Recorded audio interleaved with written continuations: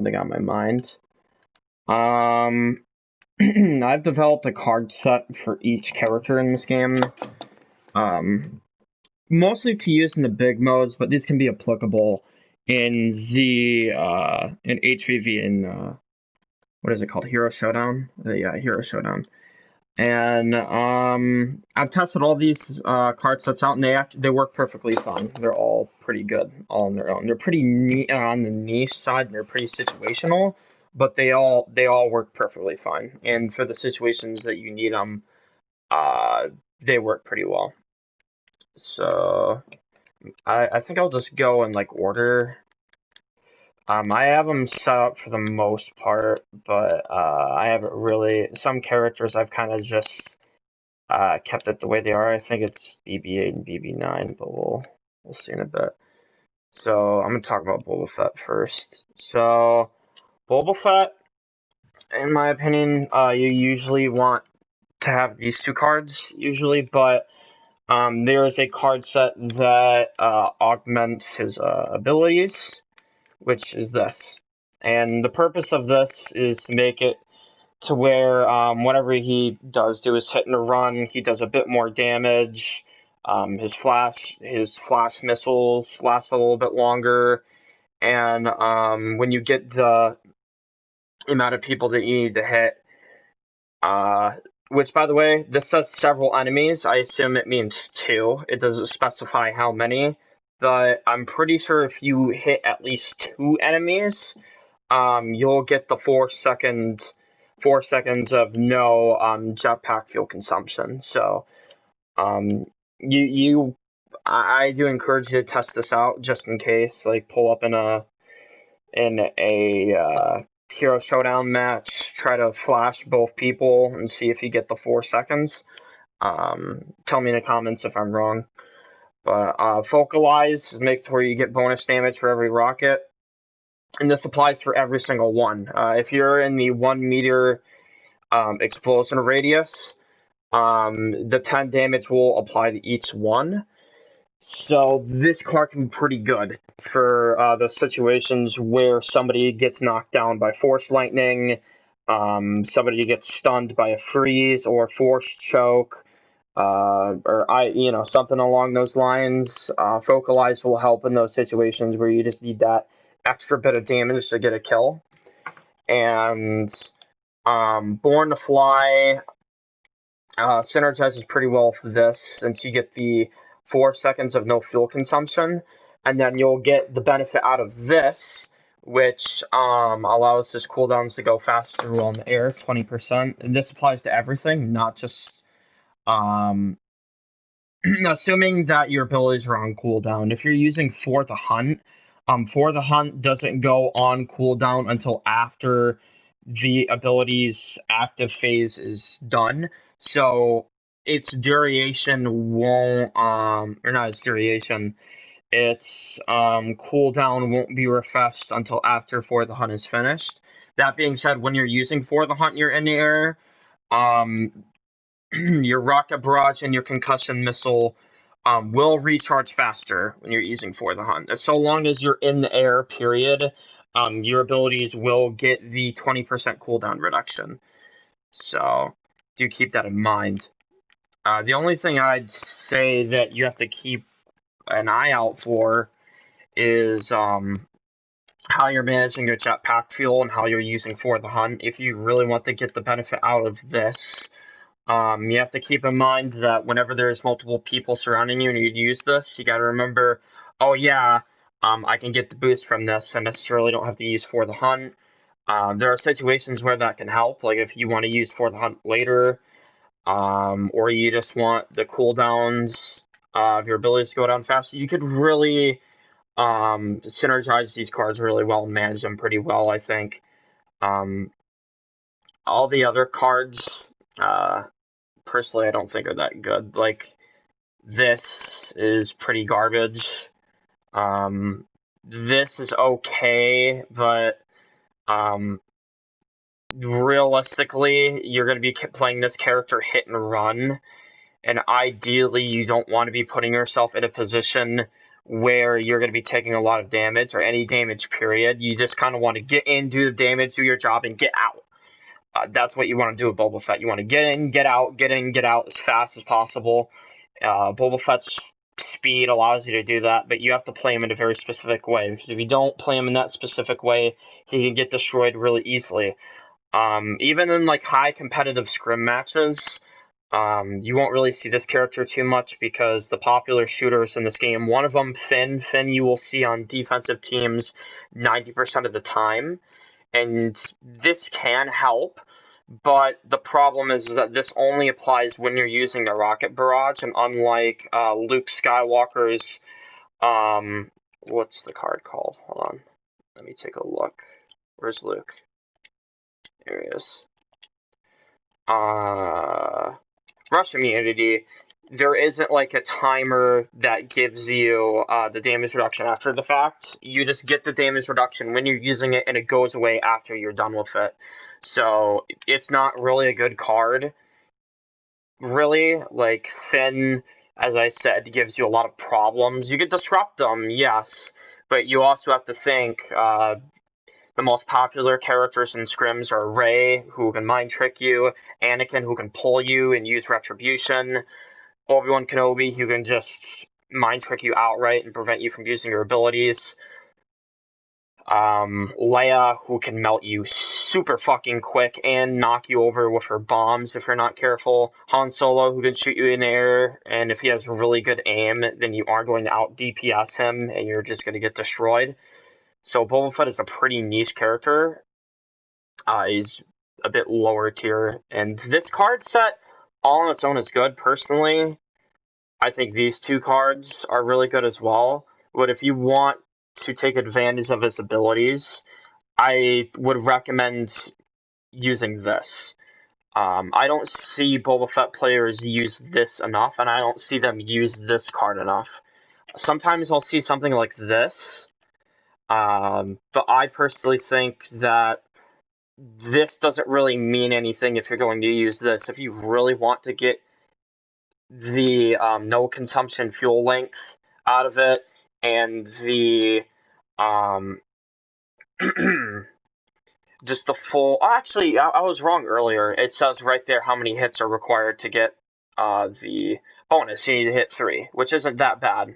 If everybody's clustered up together and you're facing a team that's camping, then this can put in a lot of work. Alternatively, if you don't want to use this, you could use the acute concussion, which will add a longer duration to the concussion missile.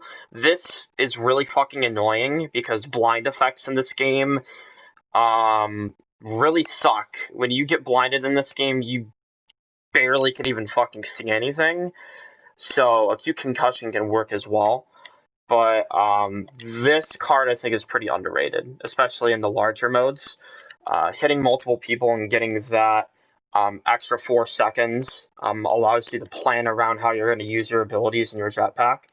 So, yeah, there's that. Now, here we have Bosk. Now, Bosk, usually, for the most part, you'll see a card set that looks like this. This is to maximize the fact that his bombs, with these 2 cards equipped, make it to where if you walk through them, it's basically an insta-kill on all the reinforcements and all the infantry in this game. Most heroes are going to be, they're going to have their health bar decimated by just 1 set of bombs. If Boss sets down another set of bombs, then you have to back away or else you're going to die. So that's usually why you see these 2 cards. And Lingering Dioxis is really, really good on its own. Now, the purpose of this card set is to... It's for situations where you're surrounded by a lot of infantry, or you got the heroes pushed back and you're confident that your team can keep them at bay. This is to make it to where you are as tanky and unkillable as possible whenever you go into Predator's Instinct. And this allows you to do that a lot easier. You put down the Dioxis and you heal 30 points per second, which is a lot. That is a lot of health that you're getting back per second. So when you're in the thick of it, you're taking a lot of hits. You might be fighting some shooters. Um, and killing some infantry, which is where Ultimate Predator comes in, because every time you get a kill, it extends the duration by 30%. It doesn't seem that big at first, but when you take in consideration that cards like Bodyguard have been nerfed, when the only character that is really going to give you a lot of problems is Finn, for the most part, when it comes to tanking this. Otherwise, the only characters that are going to be a threat to you are Anakin with his pull. If he manages to pull you, you're usually going to be good as dead anyway. Rey, who can sneak up to you and mind trick you, and just destroy your entire health bar if you're unprepared for it. And Finn, who can tank all your stuff and then deadeye you, and then you kind of have to hide or run away. Well, other than that, most blaster characters are game, with the exception of Leia. Leia, if she has the tanky set, which we'll be going over here in a bit, she can take a lot of hits and dish out a lot of damage in return, because Leia's damage output in this game is pretty ridiculous.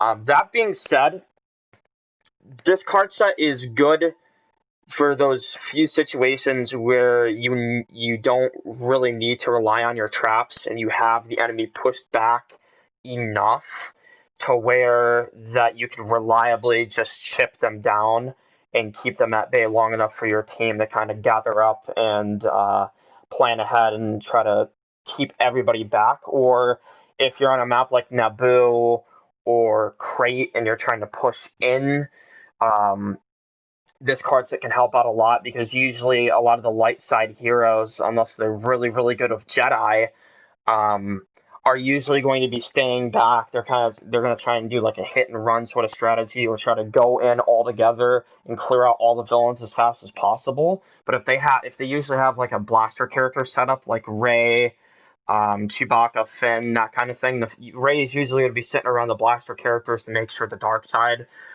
doesn't mess with them too much. And in a scenario like that, that's kind of where this card set shines the most, because the heroes aren't really going to be on the front lines. For the most part, they're going to be further back towards the objective, buffing their team, keeping the dark side villains back for as long as possible, and try to do damage at a distance. That way their lightsaber characters can go in and do what they need to do and put in work.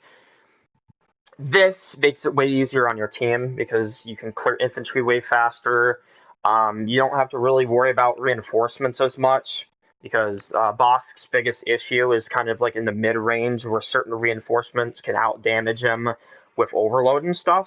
You won't really have to worry about that as much with this card set, because you'll be getting the damage reduction from Predator's Resilience. You'll be getting the heal from Name Your Poison, and add that with anybody in close proximity to you is going to be getting the damage over time as well. So anybody that's trying to bully you is going to be having a difficult time doing so, because not only are you regaining health, but they're going to have a harder time killing you. Plus, once you start killing off some of the infantry and some of the heroes, you'll be able to extend the duration of Predator's Instinct for longer periods of time. And that will kind of help you, your team, clear out some of the rooms of infantry if you don't have like a Darth Vader or a Kylo or a Palpatine. So it's a very specific card set for very specific maps. You aren't really going to be able to get away with using this on a map like, what are some like really open maps? Starkiller Base, you probably wouldn't be able to use this in the first phase at all. That's simply because like the Jedi in that phase tend to shine a lot. And even in the second phase, you'll find a lot of difficulties keeping your position, because usually if you're against a good resistance team, they're going to try and push on you in all three fronts. And if you don't have every single front covered, and if you get overwhelmed by even one part, and your team can't recover from that, usually Bosk is going to struggle. But once you get to like the later phases of Starkiller Base, where he's indoors and you can cover most of the areas where they have to get in, and your team can do the same, that's usually where this card set is going to shine. This is best for like late game scenarios where you either have to push on the final objective or where you have to hold the final objective. So if you ever use this, keep in mind that if you really want to use Bosk, you might have to stay in the back line for the first few phases, just to be really, really safe. And then once you get to the final phase, you can kind of start putting in work. This especially works well on maps like Endor, where you know exactly where they're going to push. You have teammates that are putting work upstairs, preventing them from going upstairs, and you have like a Darth Vader downstairs, and the infantry tried pushing in, and then you have your Predator instincts for long periods of time. You get the gist of it. It is a niche card set, and you don't have anything for your tracks, which is arguably his best ability.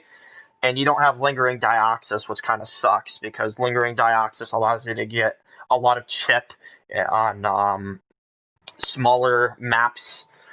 But like I said, this is a niche card set. But for those situations where you really need it, it's pretty good. Now, Chewbacca. Now, normally Chewbacca is not really seen in Galactic Assault because he's a high maintenance character. He needs a lot of support from his teammates, and the one thing that he does excel at is killing infantry and killing reinforcements.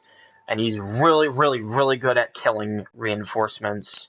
And even certain heroes, like BB9 has a hard time pushing on a good Chewbacca, because Chewbacca has splash damage on his weapon and his melee attacks do a fuck ton of damage. Boba Fett may have a hard time pushing onto Chewie without his team because you can knock him out of the sky, which allows your Jedi teammates or maybe even your soldiers to capitalize on that. And even characters like Iden and Bosk can have some trouble pushing in on him, simply because once you get a lot of the impervious stacks and you're able to have Mighty War for long periods of time, they aren't really going to be able to push in on you. The only time that Chewbacca really, really struggles is versus the dark side lightsaber characters. For example, Vader does not care about Chewbacca at all. He just out-tanks him, blocks, doesn't give a fuck about Mighty War, stalls out his Mighty War, goes in, ability spams, Chewbacca's dead. Kylo Ren's kind of the same way. If you get a pull on Chewie and you freeze him, it's over for Chewbacca. You aren't going to really recover from that. Even if you do, you're going to be so low on health that you're pretty easy pickings for jetpack troopers and snipers.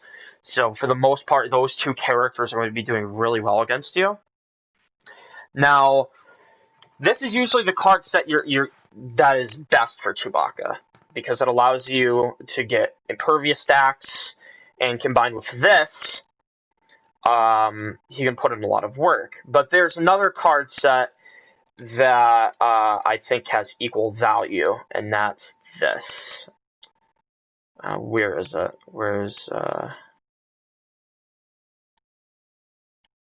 Oh no, bonus health is right here.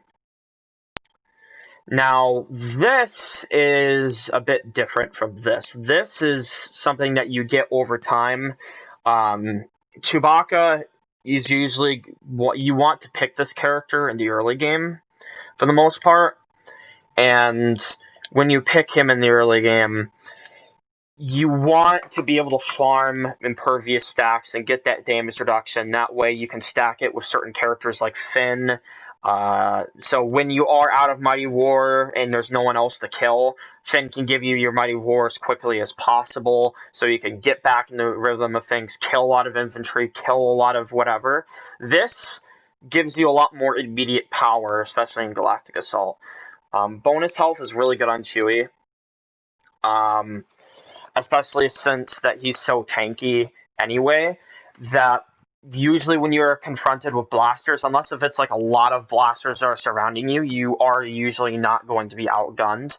The only time you're going to really struggle is when you don't have Mighty War and you're kind of outpositioned. But for the most part, if you're playing him really, really smart, that's not going to happen anyway. You usually want to play this character pretty safe as it is. You don't want to take risks with Chewbacca. So, Bonus health just makes it to where that you could outbulk certain characters and you have a better chance against like an Iden Versio, Captain Phasma, bulkier characters around that line. Even like Darth Vader, you have a better chance with a card set like this because of the multi-shot card. That's assuming that Vader isn't immune to your abilities, because Vader is Darth Vader, and he is very selective when he decides to be effective by stuns and when he doesn't. Sometimes you'll hit him with the shock grenade, and it won't fucking do anything to him. Sometimes you'll ground slam him, and then it just won't fucking do anything, because you'll block it, or he's just completely immune to your ability, and it doesn't do anything.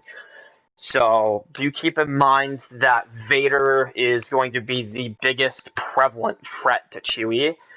Even mid-tier characters like Count Dooku are a pretty big threat to Chewie if he gets in close and he has a pretty good health lead. That being said, for the most part, most lightsaber characters have to be careful around Chewie if he has a team near him, because you can't really block his attacks. And since you have the multi-shock, it allows you to hit.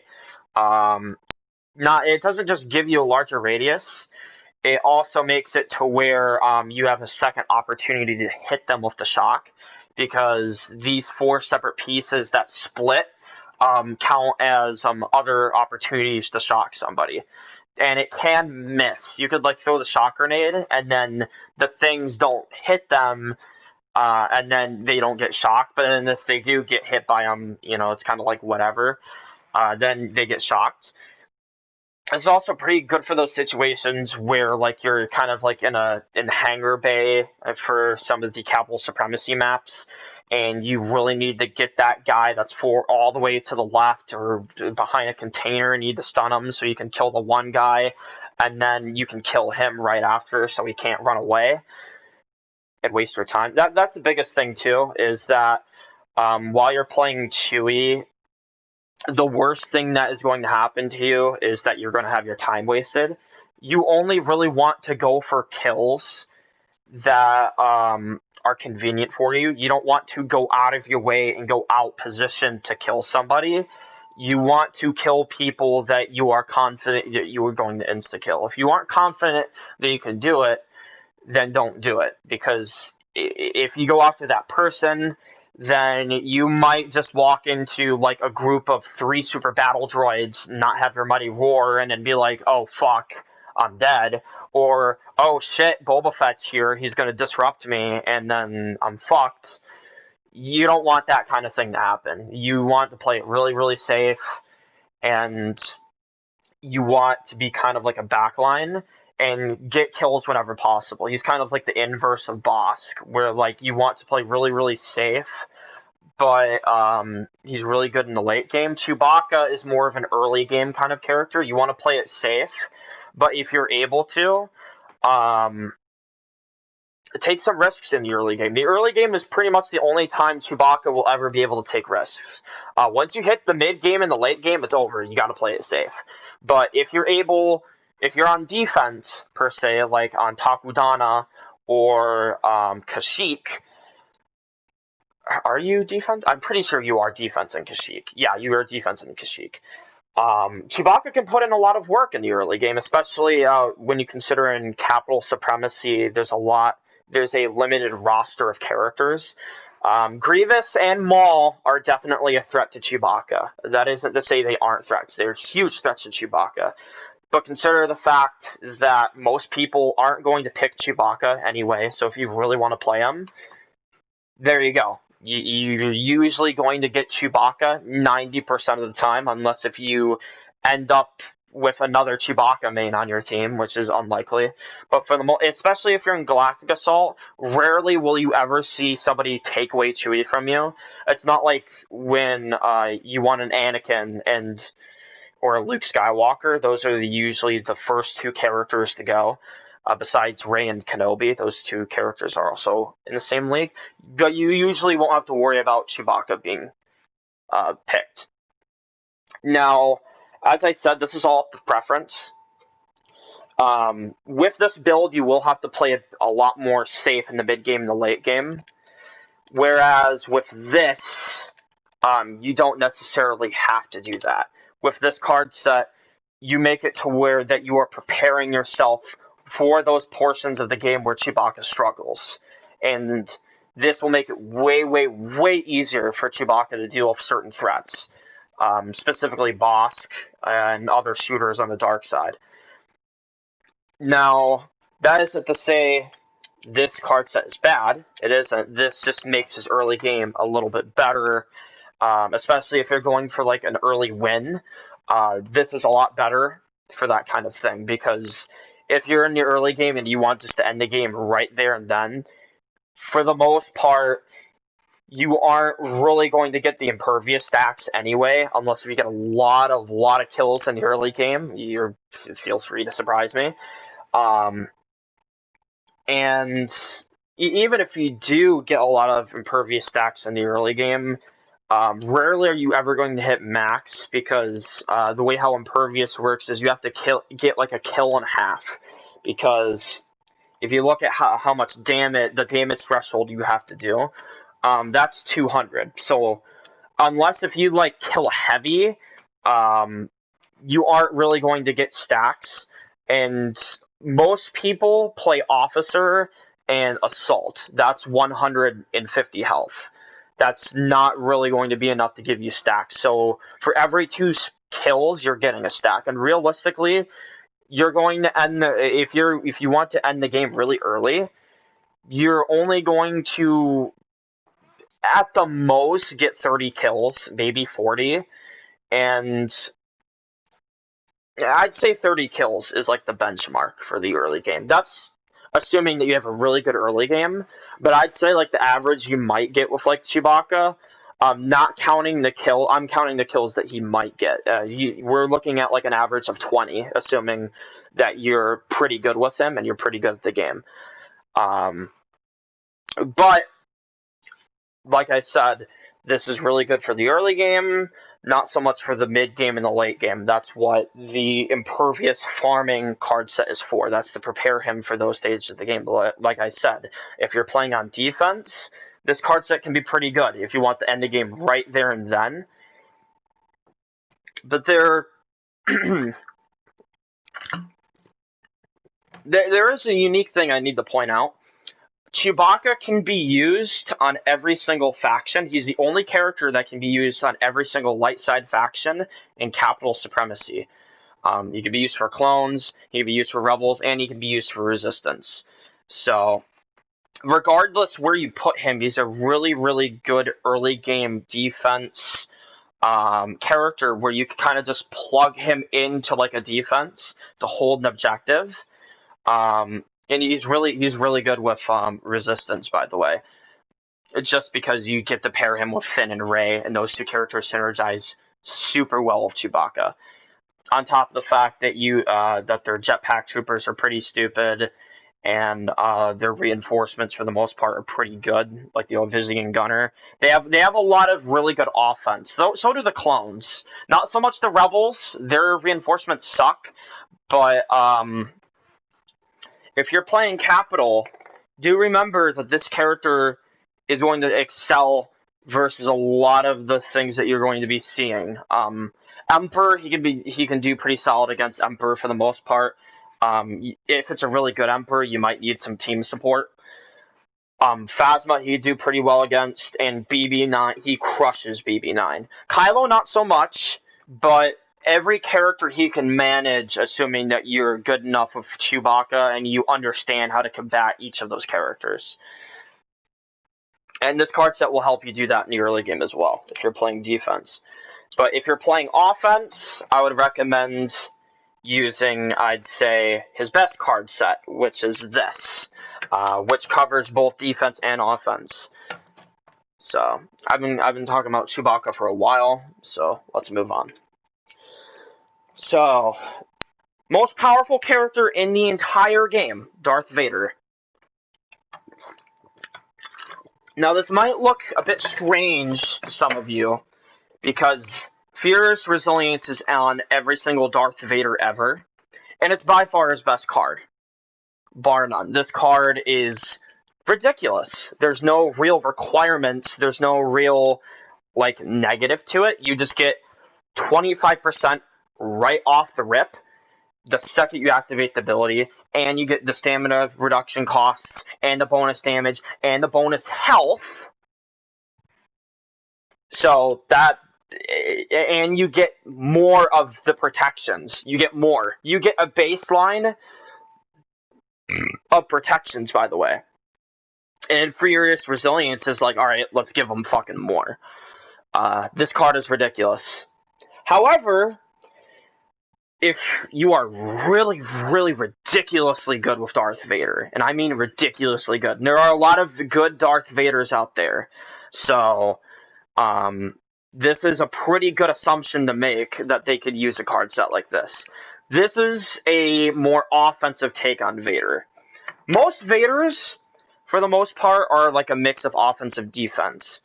And HVV, you're usually going to be seeing Vaders play pretty defensive, depending on their skill. Like, the bench line is that lower skilled Vaders tend to be a bit more defensive. Higher skilled Vaders they still tend to be defensive, but once they see like an opening, they're going to throw everything at you and they're going to fucking destroy you. This allows Darth Vader to do that even better. More so than he usually does. Intensified Lightsaber Throw, a pretty underrated card all in itself. Base 30 doesn't seem like it's that much, but do consider that if you do not have the health card on your reinforcements, which I assume everybody that's watching this video has the bonus health cards for your reinforcements, unless you're trying to do something crazy. If you don't, this will insta-kill your reinforcements. And even if you do, that extra 30 might be the difference between getting a 2-hit KO or maybe even a 3-hit KO. That's how much the difference is. Last Gasp is it's like an alternative to Punishing Grip. Punishing Grip is to give your teammates a bigger time window to set up, basically. To get in position and be like, alright, let's fucking insta-kill this person. This is more of, I want to do as much damage as possible, and I don't want to rely on my team as much. I just want to force choke them and go crazy. And that's kind of what this card set is. It's a lot less team reliant, because usually, for the most part, you'll see a card set like this for more defensive Vaders, or for those that want like the mix between offense and defense, or you'll use this on infantry modes. I wouldn't recommend this in HVV because you really don't need it. It's a lot better on Galactic and Capital, but this is for a lot better for team setup. This is a lot better for like if you're like in solo queue and you're really good with Vader, you know how to play it, you know how to get the most out of his offensive pressure, as I said. So you're just going strictly for damage, and the damage matters a lot with this character, because he's really, even without Furious Resilience, even without bonus health, this character is still ridiculously tanky. He's a lot more tanky than every other character in this game, bar none. He's going to be taking a lot of big hits. And that's usually how you're going to be playing Vader. You're going to be in the thick of it, taking a lot of hits, dealing a lot of damage, stalling for time, that kind of thing. You're going to be doing everything in your power to make sure that the enemy team is not having fun, essentially. No one on planet Earth, unless if they've really enjoyed the lightsaber combat in this game, enjoys really fighting a really good Darth Vader, especially those that know how to use offensive pressure very well. And as I said with Fueling the Rage, this extends the duration by 6 seconds. Now, I do not know for a fact if this applies only once every time you use Focus Rage, or if it, what's the word? What is the fucking word? I'm trying to think of it. Procs. I don't know if it procs every time you get a kill Focus Rage. I don't think it does. I think it only procs once. or it's bugged, because I swear to God, I've had this card equipped a few times. If it is bugged, which I still have to test out, if it isn't bugged, use it. And if it doesn't have very ridiculous restrictions to it, please let me know in the comments. I need to know this kind of stuff, because I've been testing with it, and it seems to be consistent, and other times it isn't consistent. So I don't really know. When it is consistent, it works very well. When it isn't really consistent, it's fucking useless. And if it doesn't really help you at all, and it is fucking worthless, just use either bonus health or punishing grip. But I'm going into this assuming that this card does something, and that it isn't complete and utter fucking garbage. Now, I will test it out later to see if it is complete and utter fucking garbage, but for now I'm going to go under the assumption it isn't, because by itself, the penalty is pretty pathetic. 5 damage is nothing. It is nothing. 5 damage isn't shit to Darth Vader. Like, this doesn't fucking do anything to him at all. And adding the 6 seconds to his duration is it's good. It's good. So, the 5 damage doesn't really mean anything, especially when you have these 2 cards equipped. For the most part. The damage reduction isn't going to do shit for this character. So don't let the 5 damage penalty discourage you. That does nothing to him at all. My only question is like if it procs. I should have gone into a fucking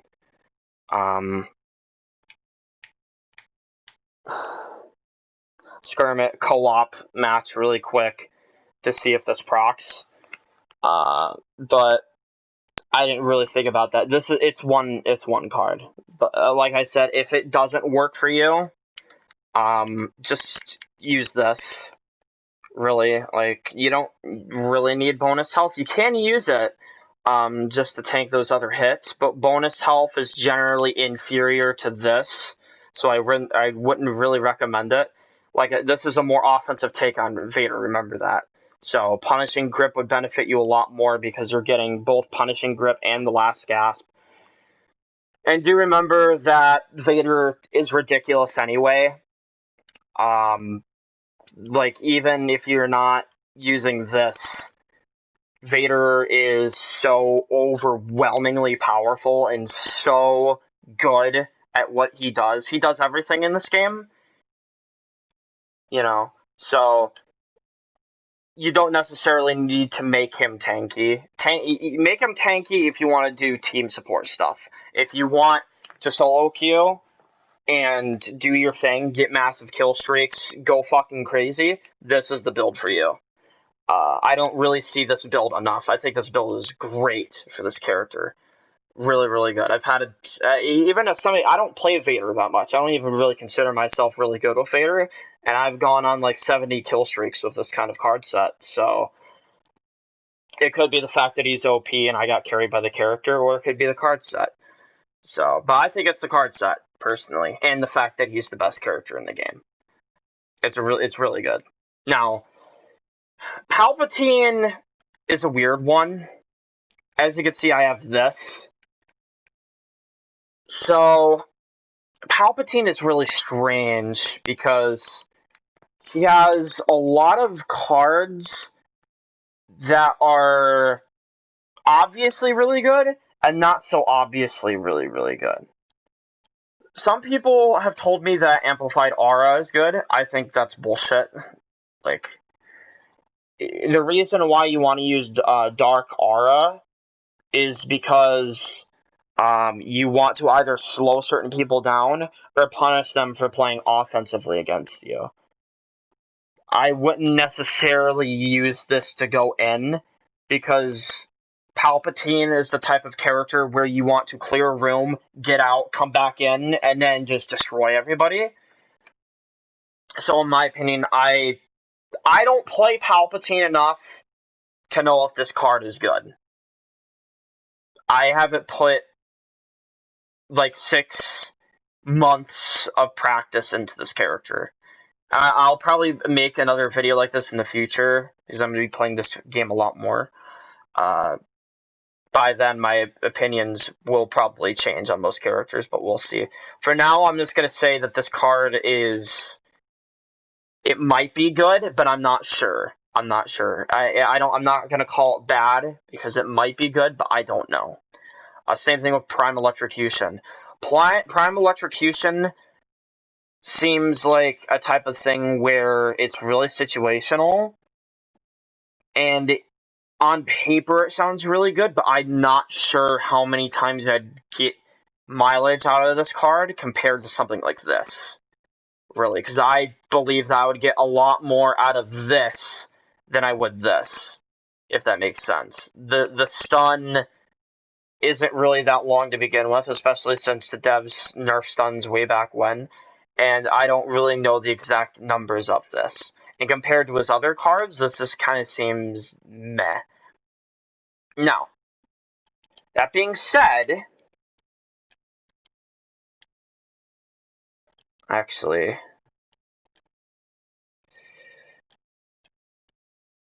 this, I believe, is the most underrated card set he has. Now, you might be wondering yourself, no Lightning Reach, no Rule 2, no in full control, what the fuck is this?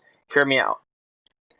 You don't necessarily need Lightning Reach to put in work with Darth Sidious. You don't. You don't.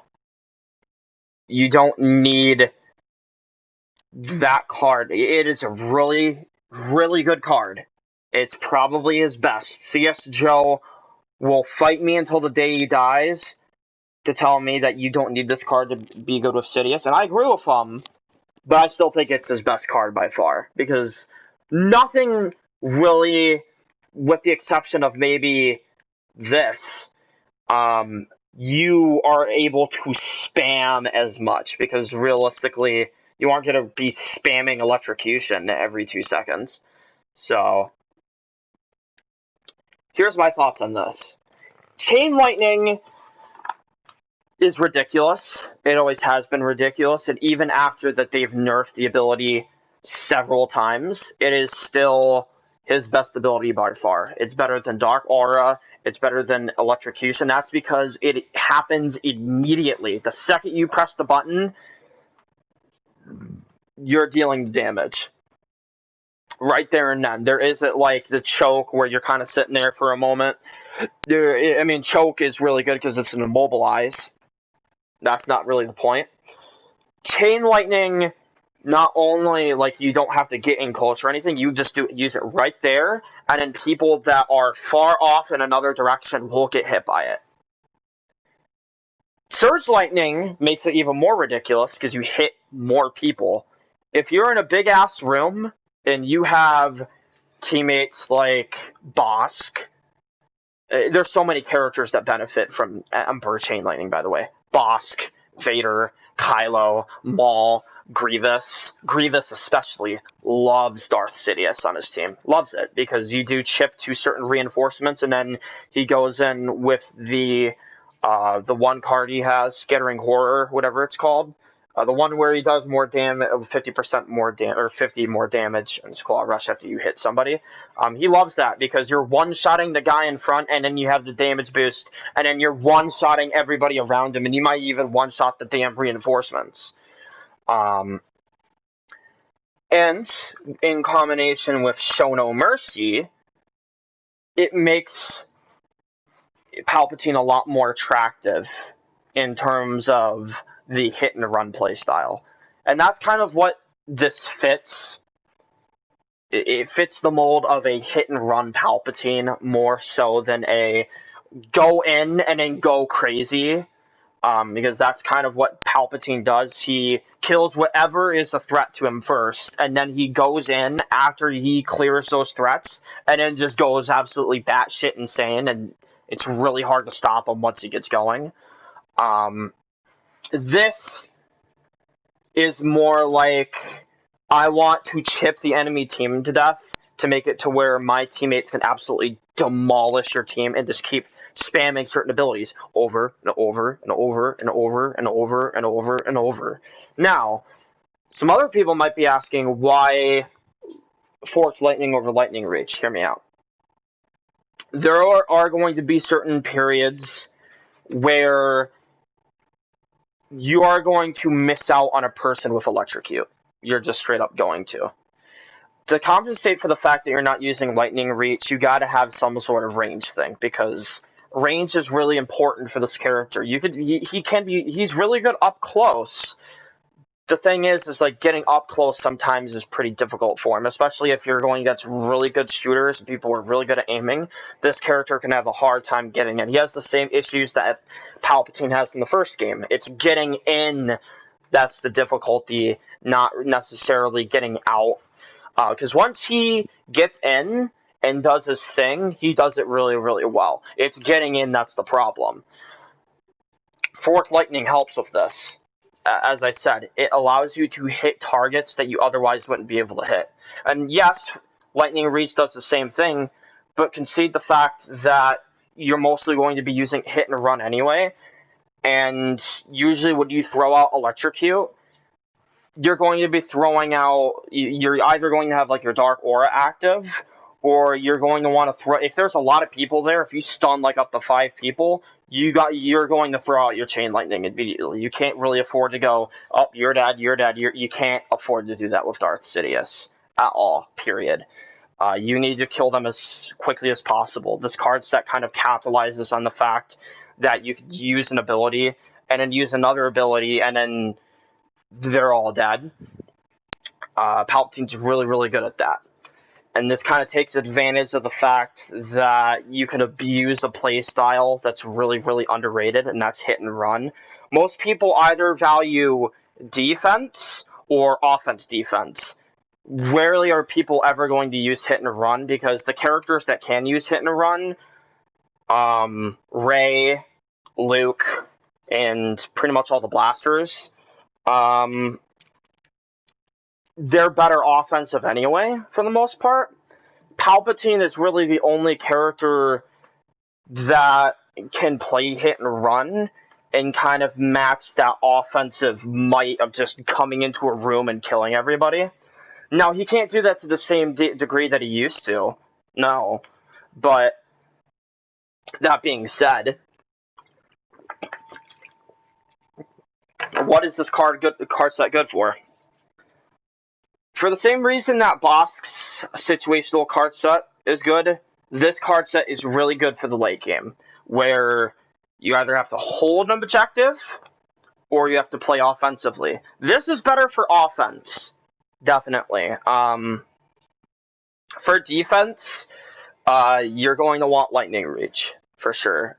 If you really want to, and I suggest that you do, if you're on defense, switch out Forked Lightning for Lightning Reach. If you're on offense, use Forked Lightning. Trust me, you will see the difference. You want to construct your card sets really, really carefully, depending on if you're playing offense or defense. And I would recommend remembering which faction will play offense and defense, and in which map they're going to do it.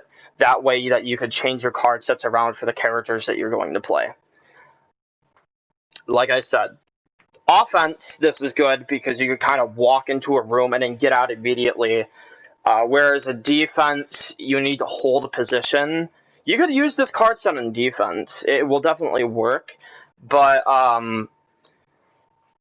if you're getting fucking rushed down or whatever, you're going to want that range for your Force Lightning for sure. So definitely switch out Forked Lightning for Lightning Reach on defense. But for offense, use Forked Lightning, because you're pushing, and you're going to have a lot more opportunities to spam your abilities, whereas like if you're playing defensively, you're usually going to just be spamming like Dark Aura and your basic or whatever. But that's just my opinion, and that's based on like some of the experiences I had with Galactic Assault and this character. But you can use this, like I said, you could use this on defense. I just wouldn't recommend it. So, Han Solo. Now, Han Solo is weird in the fact that most of these cards aren't completely garbage, with the exception of this. This is one of the worst cards in the entire game. The only card that is worse than that would be Bosk's Sniper Expert. Sniper Expert is so terrible. Nah, it's not even worth your time of using. You could try to use this, but you're taking away from something else you could be using. Now, here, yes, I am using a Han Solo without using Smuggler's Wits. Yes, this is a Han Solo without Air Burst. Hear me out on this. This is a more defensive take on Han Solo, where usually you'll see something like this. This is a lot more offensive. This is to do a lot of damage, keep people at bay, and when people push in, you'll have the Smuggler's Wits to fucking roll all over the place and do small bits of chip damage to them. That's what the purpose of this card set is. The purpose of this card set is to keep enemies at bay and keep them there. Keep them there as far as possible away from you. And this is really, really good on defense for Galactic Assault and Capital, where and you're going to be playing defense a lot as the Rebels. I think the only 2 maps you play offense, I believe. No, you play, I think, 3 maps offense. Death Star, Endor, and Mos Eisley, I think. And then Hoth, you play defense. Yavin, you play defense.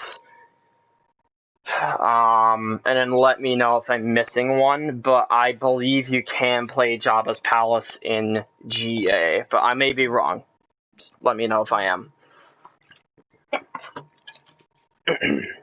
This card set is really, really good for defense. And if you're playing Galactic Assault, you'll have a lot more opportunities to use it defensively. Now, I wouldn't recommend using this on like a solo queue Han Solo in like HVV, but you could make this work theoretically in like scrims. That's if you're the type of Han Solo to use sharpshooter. Not too many Han Solos use it. So let's break it down of why this card set is acceptably good and pretty underrated, in my opinion. So Heavy Modified Blaster is pretty obvious. You always want this card, or else his DL44 is dog shit. Now this... this is pretty good for those moments where there are stormtroopers flooding in, or whatever. There's like a reinforcement you have to kill, but there's also an infantry you gotta kill. So you kill the infantry, then you get your thing back, and then you have enough to kill the reinforcement, and then, oh, look at that, I get the 40% again. So you're still in the smugglers, or the frenzy plot, I don't know, I'm getting fucking confused right now. You're in the, rapid fire, there we go, finally got it, the rapid fire stance, and you keep that stance for a long period of time. It's the same reason why the Ultimate Predator card is good, it's really good for infantry in those moments where there's a lot of infantry surrounding you, and then something like this would be really, really good. And as for Big Bang, this is, I think, an underrated card compared to Airburst. People usually run Airburst because it acts as like an immediate C4 insta-kill for infantry. But this is equally as good, because this makes it to where you will not, if you don't kill the infantry, you'll knock down a good majority of them. That way they're easier to finish off for you and your teammates. So this acts more as a real detonate charge than like a C4 from Black Ops 2. This you have to use pretty strategically, I'd say, because there is a 5-second window that you have. You can't just put it down and then detonate it. You need to wait 5 seconds for you to do for this to be applicable at all. So it's good to plan out exactly where they're going to be pushing you. For example, Starkiller Base, the last phase. Wait, no, you're offense on that map. Never mind. Yavin 4, last phase, this can be pretty good. Hoth, where the Imperials are only realistically going to be pushing in from 2 or 3 places, and if they're really favoring a certain spot, you put the detonate charge there, and then you blow it up, and then you could catch people off guard with this. I've actually caught certain Vader players or whatever who try to push into a room off guard with it, because you're usually used to you throwing the detonate charge at them rather than just kind of sticking it in one location. And plus, they're used to a certain blast radius as well, so you having that bigger blast radius can catch certain players off guard. So, and it knocks down infantry from a bigger range, as I said. So, like I said, this is a more defensive take on Han Solo. He's more offensive oriented compared to the other blaster characters, but he's definitely really good on defense too. He's pretty underrated on defense, but you could definitely make him work, especially if you're pretty good with him. So that's all I gotta say with that. And now Iden Versio. Here's my issue with Iden Versio. This card is shit. This card is shit. And then this card is the third worst in the entire fucking game. It is terrible. So dog shit. You reveal people for 4 seconds, which is nowhere near long enough for this to be useful. If this was like 20 seconds or 30 seconds, I could see this maybe being used, maybe in like certain HVV games, maybe on certain maps, like if you really want to mark like a ray or whatever. But 4 seconds is pitiful. It's garbage. Don't use this. Don't use this at all. Now, so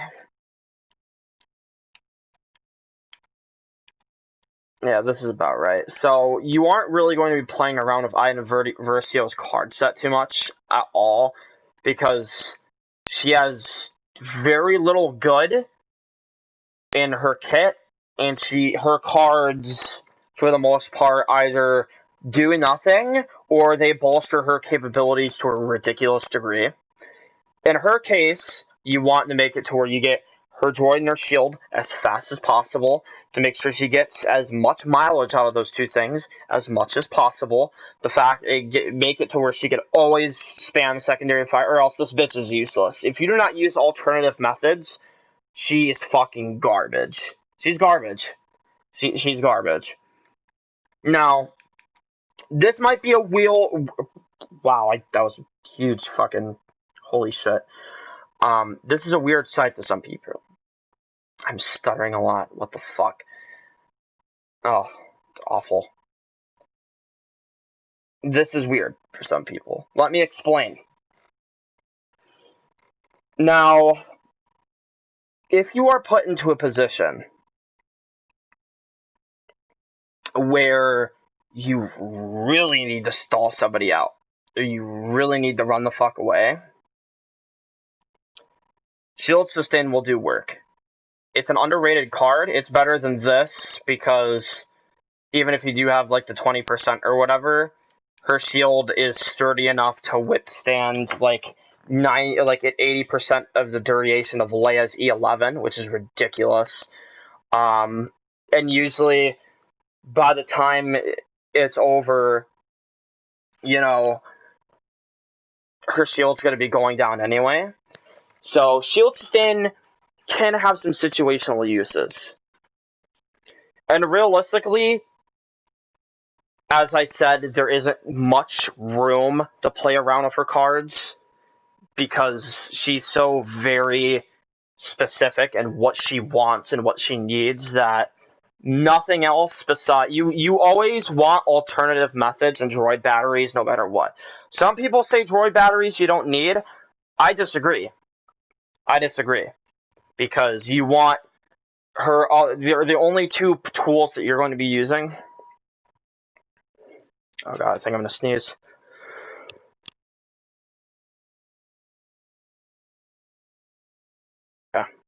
I'm good. And you're going to only be using your shield and droid. The pulse cannon is shit. It's shit. It's shit.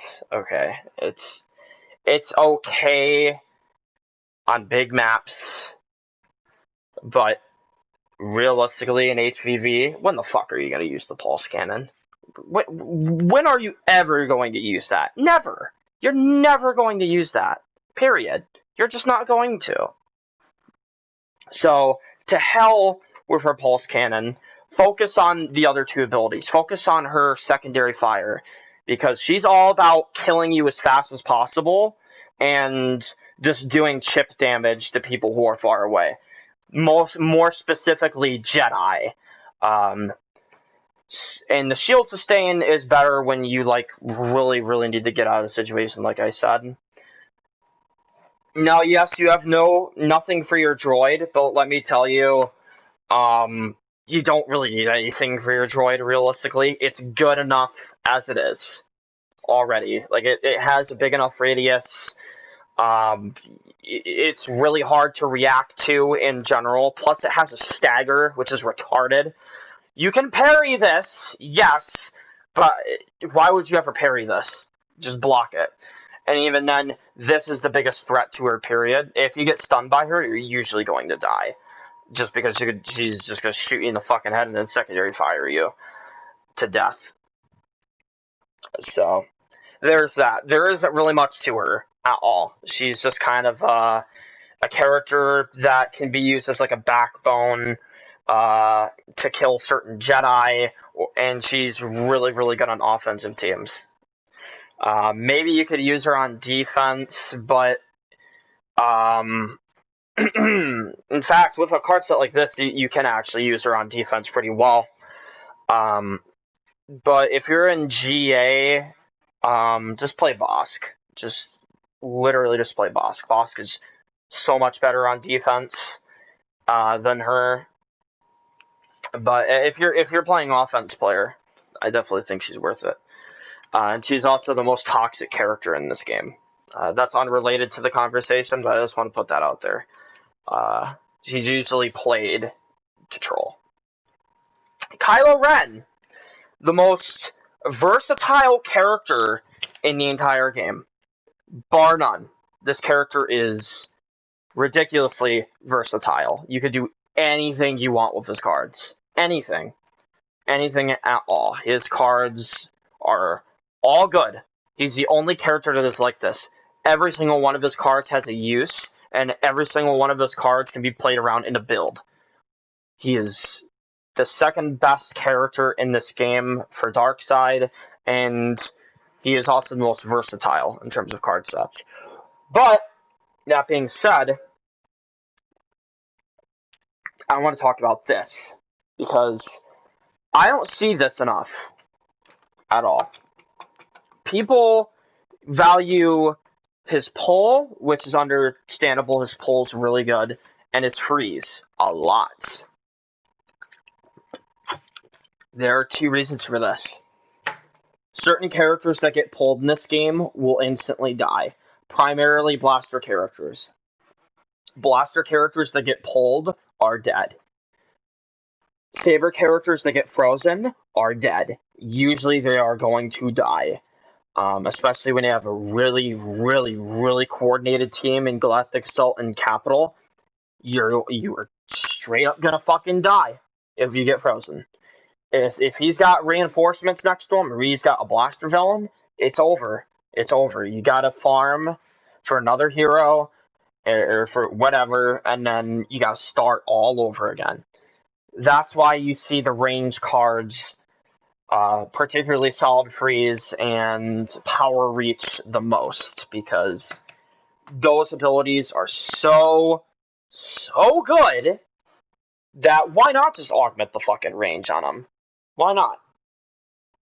However, do not forget that it is his Frenzy that is the best crowd control tool in this game. Period. His pull and his freeze definitely help, but you will insta-melt reinforcements and other people with this kind of card set. Not only do you get the extra range from closing in, which, by the way, if you're playing the bigger modes, you should always be using closing in anyway. I don't want to see you without it. If I see you without it, I'm going to send you a fucking message, I swear to God. Because you need to use this. This card is mandatory on him. He gets so much better if you use closing in that there's a huge difference between closing in Kylo and not closing in Kylo. Then you have Bloodlust, which applies 20 damage every time he hits you, and he hits you 3 times. But that's not all, because when you apply this, all of a sudden you got a character who is just going to destroy all of your infantry in like 2 seconds. Even heroes don't want any part of this at all. If you're fighting heroes, usually, if you're playing in heroes, you're going to want this for sure, just because you're going to be around villains all the time in HVV. So this card is, you're constantly going to be getting these bonuses. Whereas in GA, you aren't really going to be getting the resilience bonuses unless if you stay near another villain that entire time, which is possible. If you're playing in a party and in your party manages to all farm for all the villains, be my guest, switch this card out for that. But this card is a lot more applicable for the early game and in the mid game. This just makes it to where, and it lasts a while, 6 seconds. That's enough time for you to get use out of this. This isn't like Iron's pulse cannon bullshit. You have enough time to apply 14 damage to somebody. And 14 damage, that's a lot. That's a lot of damage. When you consider that Kylo already has a ridiculous damage output. So, and the requirement isn't that bad at all. You just have to use it after you frenzy somebody. And because this card set is more geared towards you spamming frenzy as much as possible, you're going to be getting a good amount out of this card. Now, like I said, alternatively, you could use this. I would recommend using this in parties because in the long run, you'll be getting more out of it because the 10% damage reduction is huge. That is huge. It doesn't sound like much, but it is. And 20% consistently on your basic, and you just having to sit next to another villain, you're going to be getting this a lot, especially when you play in parties. 9, that's a freaking fact. Bonus damage if you close to villains. What's the range in the card? From what I know, the range is good enough on it to where you're consistently going to be getting these bonuses. I could tell you from my experiences in HVV that I have fought Kylos that have been pretty far from his other teammates, like Boba Fett or whatever, and he got these bonuses, and he consistently gets these bonuses. So I am under the assumption that the radius for resilience is pretty huge. So, in fact, well, now that I'm starting to think about it, this is overall better than this, because if the radius is as big as I believe it is, and I think it is pretty fucking big, you're going to want this anyway. So it depends on what you want. You can use this because do keep in mind Kylo Ren is ridiculously versatile and he can do anything that he wants to. So yeah, like I said, you could do anything with an offensive take on Kylo. Hell, you could even slap on this and then this is guaranteed to one-shot reinforcements. Reinforcements are fucked if they get pulled by something like this. So you could do anything you want. You could run Resilience, you could run Harsh Pull, you could run Berserking Tantrum, Power of Darkness. It really all depends what you want. And I'm going to take a bathroom break because I have been streaming for an hour now, so BRB.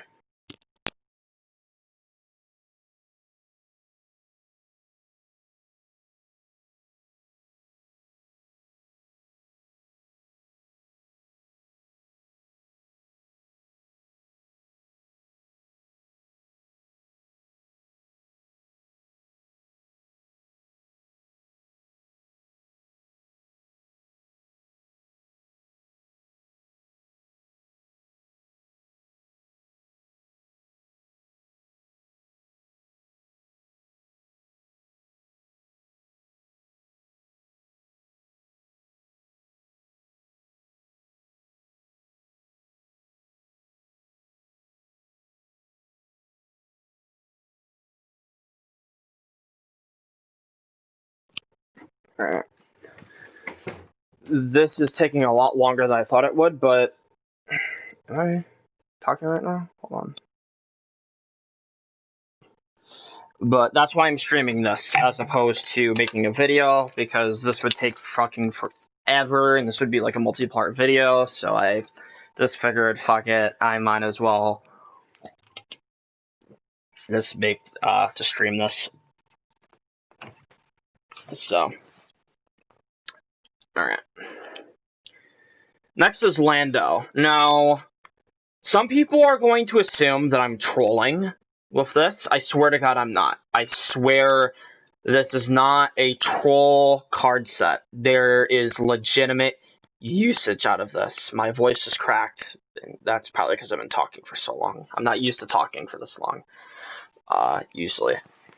I know that might be hard to understand for most people with the consistency of how much I talk, but I don't usually talk this much for this period, this long of a time. So, but like I said, this is not a troll card set. However, this is exclusive for defense.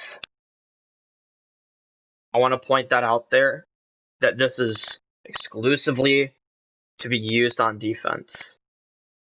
Because offensively, offensive Lando wants to use something like this, usually. This is usually what he wants, offensive Lando. Whereas, if you're playing defense, believe me, this is really fucking good. A couple reasons why. 1, 15 seconds on the shocking trap. This is like the Iden Versio card, but it's a million times better. 15 seconds is such a long time. So much could happen in between that. And then when you combine it with this,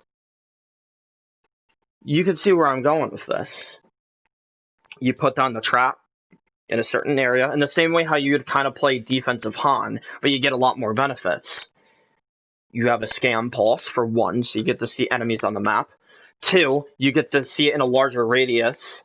3, it lasts a longer period of time, so not only do you get a bigger area coverage for your like scam pulse, but it lasts longer before auto detonates. And 4, it's still a shock. And shocks in this game are still, even though that they've been drastically nerfed, and Darth Vader and Grievous could ignore 90% of them, and Kylo can do the same shit, it's still a shock. Still a shock. You can dodge a shock, but if you get hit by it, you're good as dead. Right? That's kind of the purpose of this card set. And if you're asking yourself what this is for, Cookie Monster has told me a little something I didn't know about the the smoke grenade that I previously didn't know about. Lightsaber characters that are in the smoke grenade do not auto track onto blaster characters or anybody who's in the smoke grenade. So, you put the smoke grenade down whenever there's a lightsaber character trying to mess with you. You have the shock grenade down. You have the shocking trap down. Its coverage is a pretty big radius, and it lasts a really long time. So you could see them coming, and you know exactly where they are. Plus, your teammates do as well.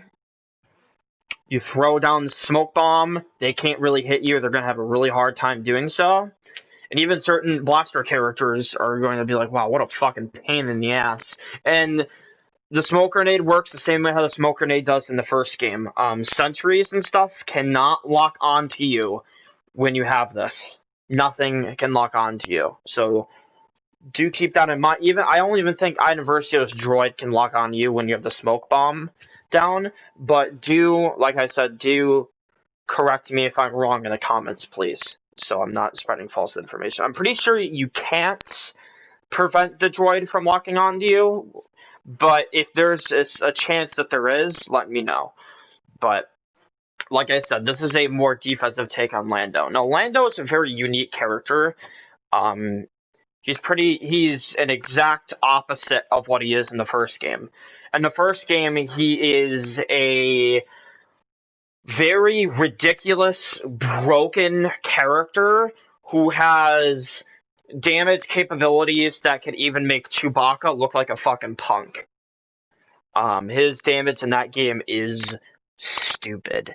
In this game, his damage is a lot more toned down in terms of like heroes killing versing villains. But in terms of infantry, on the other hand, he melts them pretty fast. And sharpshooter one-shots pretty much almost all the infantry in this game. And sharp shot is really, really good. By bolstering his other two abilities, you're putting yourself in a position where you don't have to rely on sharpshooter every 2 seconds. You could finally get use of the smoke grenade that otherwise wouldn't be that good, because not only our lightsaber characters are going to have a harder time trying to auto-track you through it, but the only person who can see through the smoke is you. The fucking stormtroopers can't see it, so you're going to be able just to hit them through it. They're going to have to guess exactly where you're at, and for that brief period of time that they don't know where you are, you could use that to your advantage, especially on defense. Like, if they're looking for you and they don't know where you are, you could use that, and you can capitalize on that type of thing. That's kind of what Lando is really, really good at. You can capitalize on other people's mistakes very well with this character. The thing is that not too many people play this character, for one, and not too many people understand that Lando, people try to play him offensively, but he's a lot more defense-oriented than somebody like Han Solo and Leia. You need to play him kind of like Finn. You don't have to play him as defensively as Finn, because Finn is obviously exclusively for defense. And we'll talk about Finn in just a second and how stupid Big Deal is. We'll talk when we get to Finn, we'll talk about it. But you have to kind of adapt to Lando's unique abilities, and you kind of have to understand that you need a very unique play style, and you need to play that way in order to get the most out of them, and you need to be able to capitalize on things that you do on your own and capitalize on your opponent's mistakes. And only then, when you're able to do a mix of both, you kind of, in the same sense, both Landos in the first game and the second game do the same thing. They capitalize on your opponent's mistakes, and you can capitalize on the fact that you make really good plays. But they do it in certain ways. Way differently, in fact. Lando is a high-damage, ridiculously broken character who will demolish you if you're not playing it safe. Whereas this character is more of a keep away sort of character, keep away support, offensive support. Whereas Finn is just strictly support. He could put in, but Finn does have offensive tools, he just doesn't have as many as Lando. And Lando needs cards to bolster that. So. And as I said, this is something that I would exclusively use for defense, personally. If you're going to use something for offense, use this. This is really, really good on offense. Even though Lando isn't the best for offense, this is like the best way to kind of get the most mileage out of him on offense. But like I said, most people kind of stick to the same card set with them, or not too many people really know how to build this character to begin with. So here you go. This is like the best. Okay, not this, but this is the best defensive build he's got. You can go pretty crazy with this. You have to play him really smart though, like you do with Lando in the first game. So that's all I gotta say about him.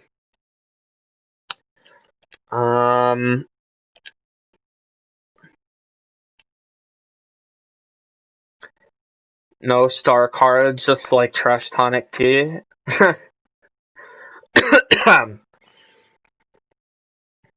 And the stamina of the 3 depends on which map. You see, yeah, there you go, Pilot. It's just another case of just how versatile Kylo is. You can build him any way you want to. So, now we're going to talk about Leia. Leia, as of right now, is the best offensive blaster character in the entire game. This bitch is ridiculous. She's on a whole different level than all the other blaster characters in this game. Like, she's fucking stupid. Now, her builds are going to look a bit different depending on the Leias you play against. Some Leias are going to have something like this. Some Leias might even have a card set like this.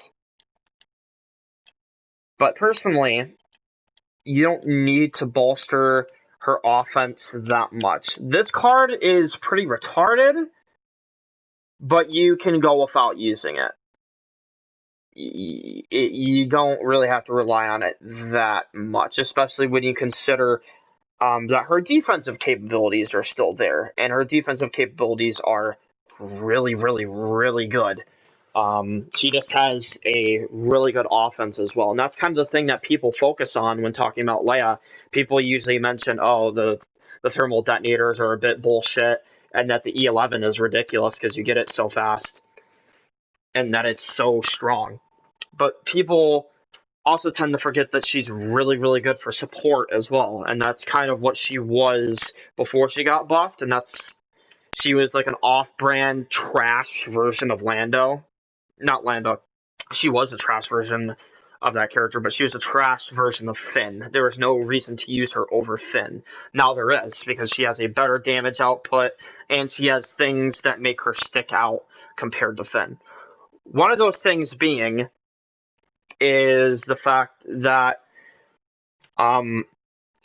Big Deal is the best defense ability in the game. Undercover Team is dog shit, at least when it comes to DPS and how long it lasts. The biggest problem with Undercover Team is that it's too short, and that to get the damage reduction, you kind of just have to sit there and hold it out and not attack. And you can't use that and Big Deal at the same time. So there, the thing is good. Like, the card is good for Undercover Team, it's just Undercover Team itself isn't good. Whereas Leia's shield doesn't need to be touched, period. By itself, it lasts a pretty long time. It will take forever for you to break through the shield as well if you're just shooting at it. You're not breaking through it. Just period. You're not going to. And your teammates get healed from it as well. On top of the fact that you can farm with this fucking shield. I've seen Leia's in scrim matches that finish the game with 100,000 points. I've seen Leia's in pubs that have finished the game with like 60 or 70,000 on Capital. Simply because the shield and the stacking amount of points you get, it gets pretty ridiculous after a while. So you don't need to touch the shield. And then once you put the shield down, it doesn't go on cooldown, like, until the shield is destroyed. It doesn't do that. It goes on cooldown the second that you deploy it. So,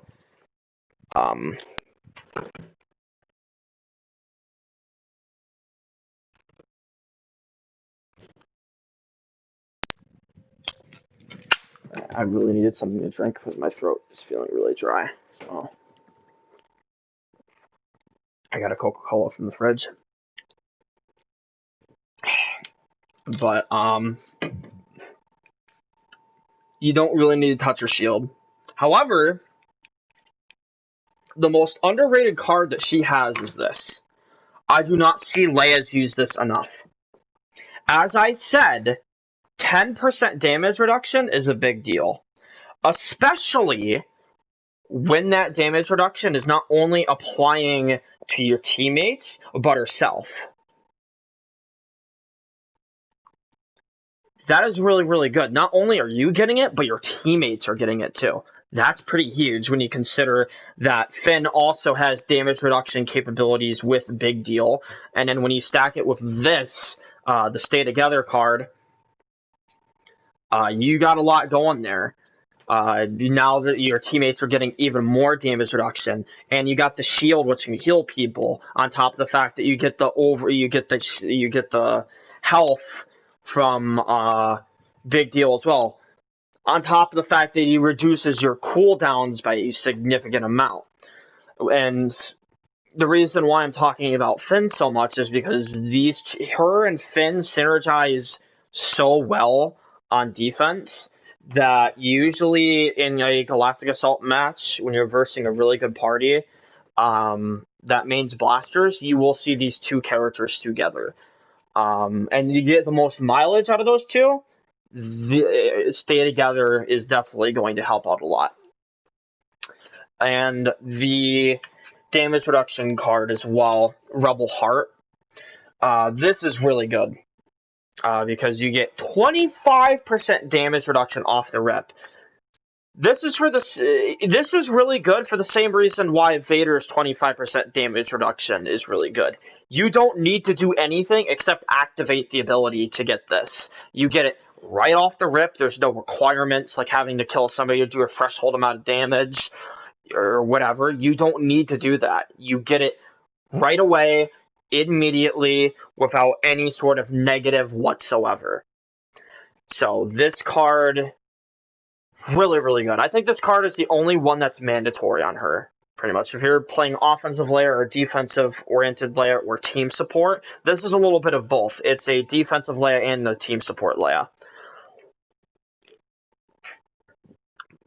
This is the best mix of it that you're going to get. So, and High Spirit, you regenerate more of your base health. This is really, really good for certain situations. Like if you get pulled or you get choked and you need to get more health, you'll have High Spirit to make it to where, okay, I don't need to kill as many people now as I had to earlier. This is really good in certain situations. And most health cards, usually on like the best card sets for each character, you're usually going to see something like this. With Leia, you don't necessarily need this card for her. You really don't.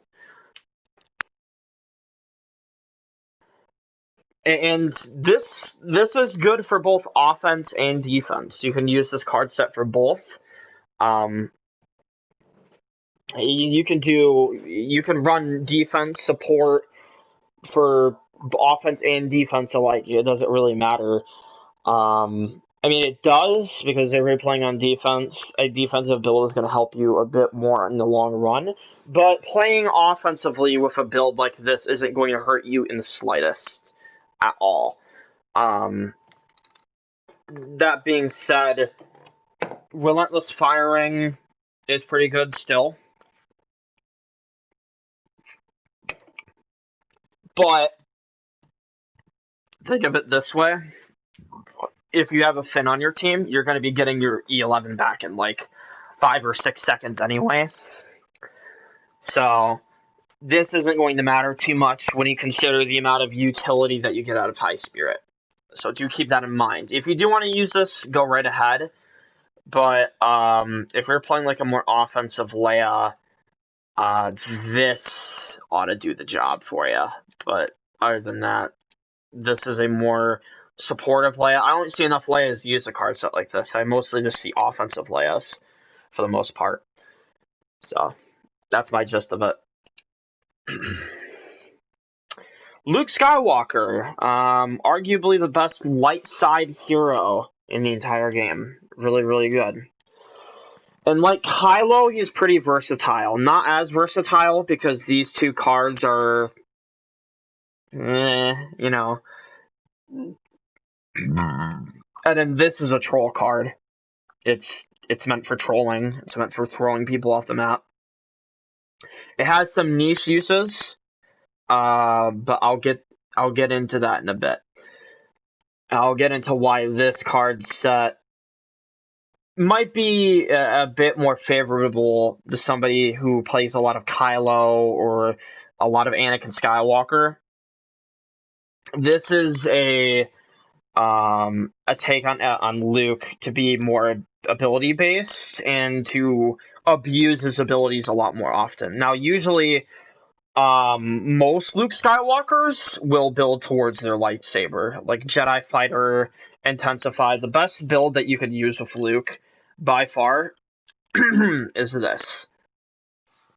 Especially when you consider that you could wake up with the dash. And what wake up means is that the second that if you get knocked down or you get stunned, you can immediately, the second you get hit, you could just spam the fuck out of this, and then you could do it immediately. So this card is ridiculous. However, we must not undermine the fact, or avoid the fact that Force Push and Repulse aren't really good, because they are really good abilities, but you can make them potentially better with range cards. And range cards have their uses. They're not going to be applicable in every single situation. However, there are going to be maps where you play on. Big maps. Kashyyyk. Starkiller Base in the first phase. Second phase as well. A card set like this would do really well on Starkiller Base. Takudana. What else? Jakku. Mos Eisley. Those kind of maps, this is where a card set like this would do really well. It's wide open. And usually most people that have really good reflexes, if you don't predict correctly, will dodge your force abilities. However, that being that's more up to the player and how you usually play with Luke than it is the other person, because most card sets will change drastically. Not most of them. Some of them will, but this card set can catch some players off guard, because some players are usually fighting the lightsaber set, the one that augments his abilities and his dash. No one is really going to be prepared for the double range card set for Skywalker. Not usually, because it's not something that you will commonly see Luke Skywalkers use at all. So it is definitely really good because of the surprise factor.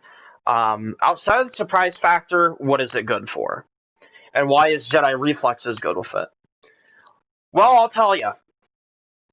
Jedi Reflexes basically makes it easier for you to get in.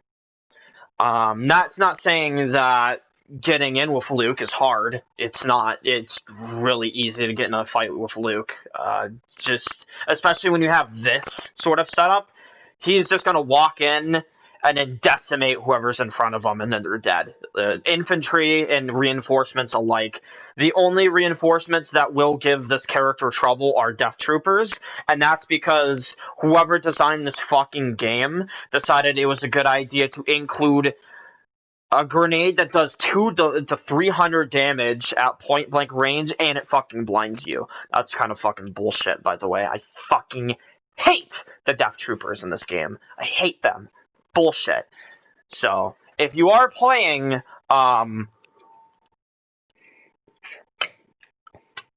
fucking Capital Supremacy, you have to be careful of the Death Troopers. You have to. They are going to be the most consistent threat to you. They will, because they can overload and they can run around too, and they do a lot of damage, plus they have a lot of health. Sometimes they will ignore force abilities for no reason, and their sonic imploders not only do a lot of damage, but they fucking blind you.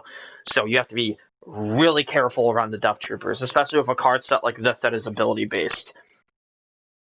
You can't overcommit versus the Death Troopers, period. You have to bait them to use their sonic imploders, come back in, and then capitalize on that and beat the shit out of them. You have to play really smart around that. So, and this card set is really good for that kind of thing, because you get the Jedi reflexes. That's usually something that most people who play a lot of reinforcements aren't going to expect. They're going to expect Luke's to be more melee based. Like I said, the surprise factor matters, and even if they do prepare for it, you can easily change up your tactics and your playstyle and adapt to what they're doing. And this card set can make it way easier for you to do that, to mix things up. And that's kind of what the purpose of it is. It's to mix up your playstyle, change up what you're doing constantly, throw whatever you got at them, and just go crazy. But don't overcommit, because if you overcommit, reinforcements will fucking destroy you if you're not careful.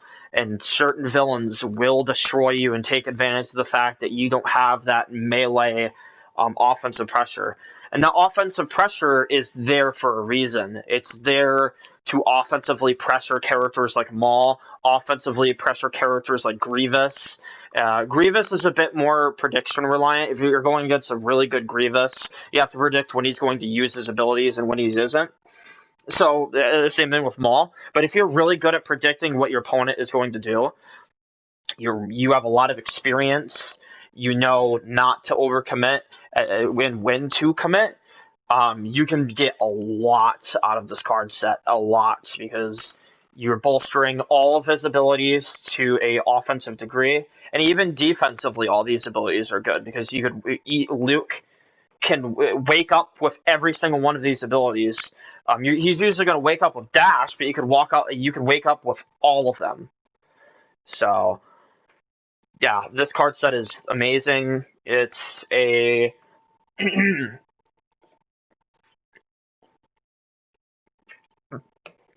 an ability-based card set that I don't see used enough, but it's really good. It's really, really, really good, especially on the bigger modes like Galactic Assault and Capital. You try out this card set, especially if you're a Luke main. You won't regret it. It's super good, and you can get a lot of mileage out of it if you know how to adapt to that kind of playstyle. So, next up is Maul. Now, Maul,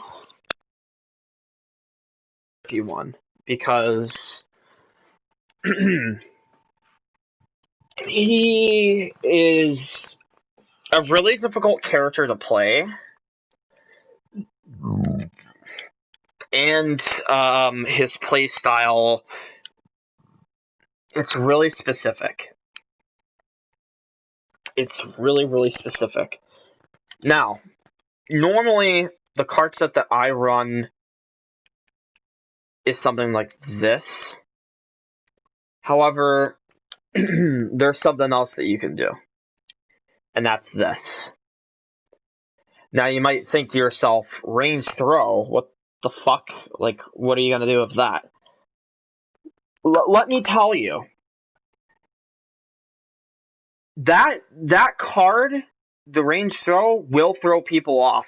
No pun intended. It is really, really good on certain maps. Death Star 2, with the tight-ass corridors and where people are going to crowd up a lot. And if you need to take a defensive position, this card will help you do that. For example, Unrolled Grip. It allows you to do the same thing with the Force Choke. And Flow Motion. You get the 3 dashes. This is kind of like the same kind of deal with Luke Skywalker. And that this sheer surprise factor of this card set will throw people off if you know how to play around it. If you know how to play Darth Maul in a way where you could take advantage of the tools that you're given with this card set, and you know exactly what to do, you'll get a lot out of it. And Darth Maul, um, he's really unique in that he's really good on offense and he's really good on defense. And he's a really good plug and play character. You can plug him into anything, any team really, and he can do well so long as your teammates are competent or just straight up good at the game. He can put in work. You just have to know how to play him. He's a really hard character to play. And this card set kind of augments certain capabilities that people usually aren't expecting. When somebody goes against a Darth Maul, they're usually expecting something maybe like this. This is probably his best overall card set, or maybe something like this. Because he gets the Fool Me Once lightsaber defense. Good for the exact same reason why. Well, actually, this is better than the 25% damage reduction for Leia and Vader, because he doesn't even need to use an ability to get this. He just has this in general, and he will always have this for the entire game. There's no stacks he needs to get for it. There's nothing like that he needs to get. He will always have the 16% period, so long as you have the card maxed out. But I'm going under the assumption that you do. However, you don't need this to play Darth Maul. It's really, really good, but you don't need that card.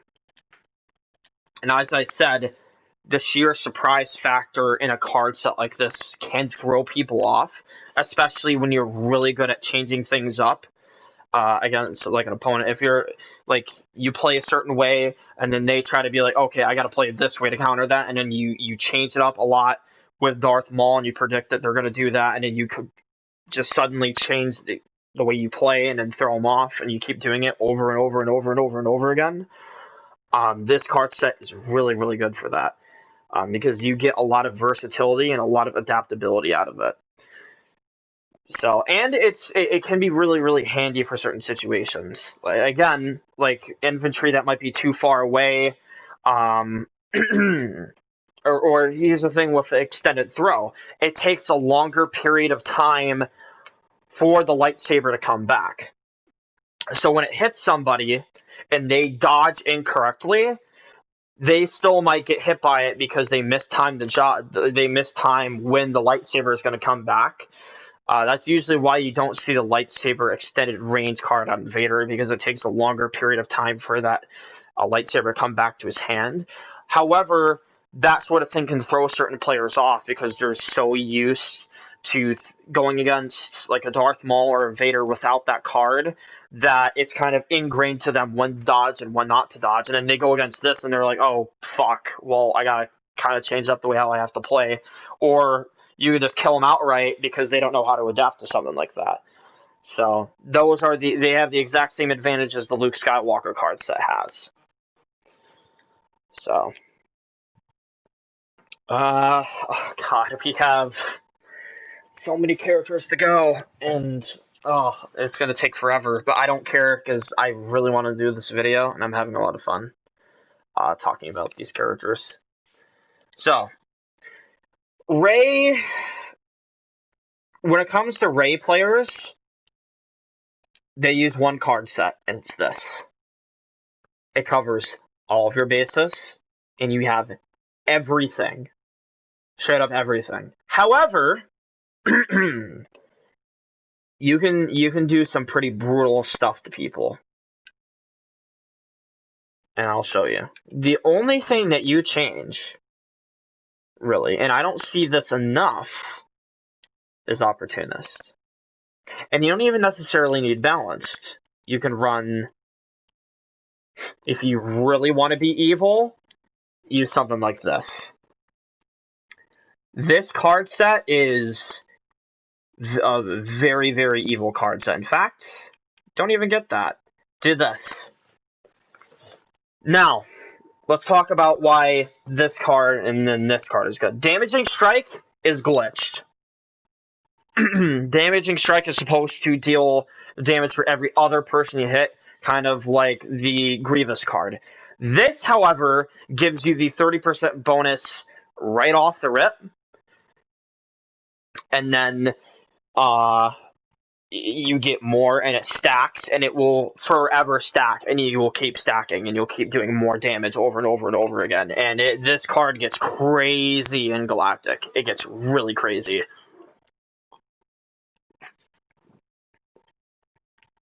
And then you have Balance, which I think is the only card that's required.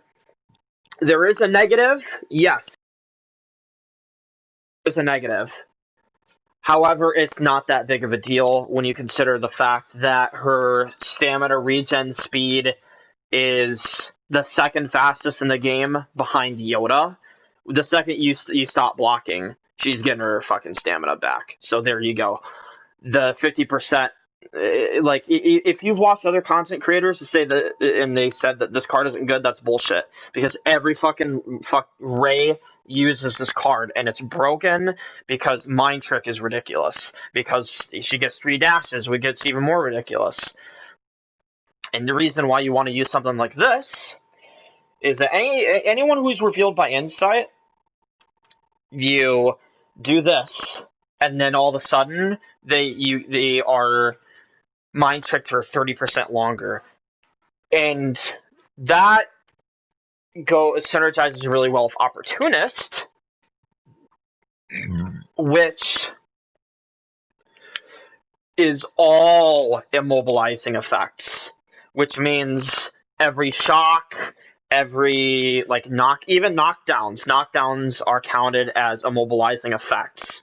So she gets Opportunist will proc a fuck ton. You are going to get Opportunist a lot out of this character, a lot. And then you get Deep Mind, when you combine that with Deep Mind and the fact that she's going to be dodging everywhere and being an annoying bitch, you can see why like a card set like this can work. And Rey in the bigger modes is a hit and run stealthy character, but you could still make this card set be really, really evil in those kind of modes. But this card set shines the most in HVV. In HVV, this is where you would get the most mileage out of something like this. This is so infuriating to go against because the mind trick lasts longer. You're going against this really annoying fast bitch that fucking has 3 dashes and she's moving all over the place. She's getting more damage because of Opportunist, which applies to other abilities as well. A fuck ton of them, in fact. So you could see why something like this is really good. There are some problems with it. Mainly the fact that you don't have Damaging Strike, and not having Damaging Strike on this character kind of sucks. And Focus Sight is her best card. So there you go. Those are the only things wrong with it. You're not using Focus Sight and Damaging Strike. I'm also going to use the bathroom really quick. So, quick BRB.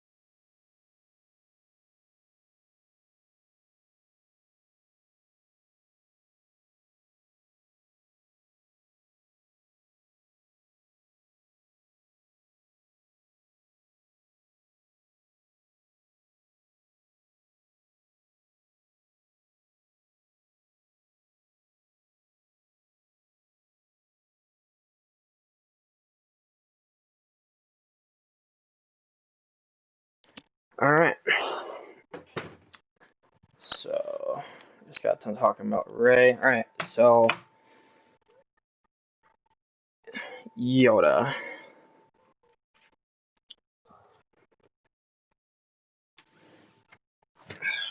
Okay. So Yoda so this card set, this one I'm using right now, you aren't going to see something like this too much in something like Galactic Assault unless you're versing like a really, really strong defensive team. But this Yoda is supposed to be a pure support. And that's because size matters not. Is it your ever since this got nerfed, people don't really want to use it because even though it's really good, the negative is pretty overwhelmingly bad. Like 13 seconds is massive. And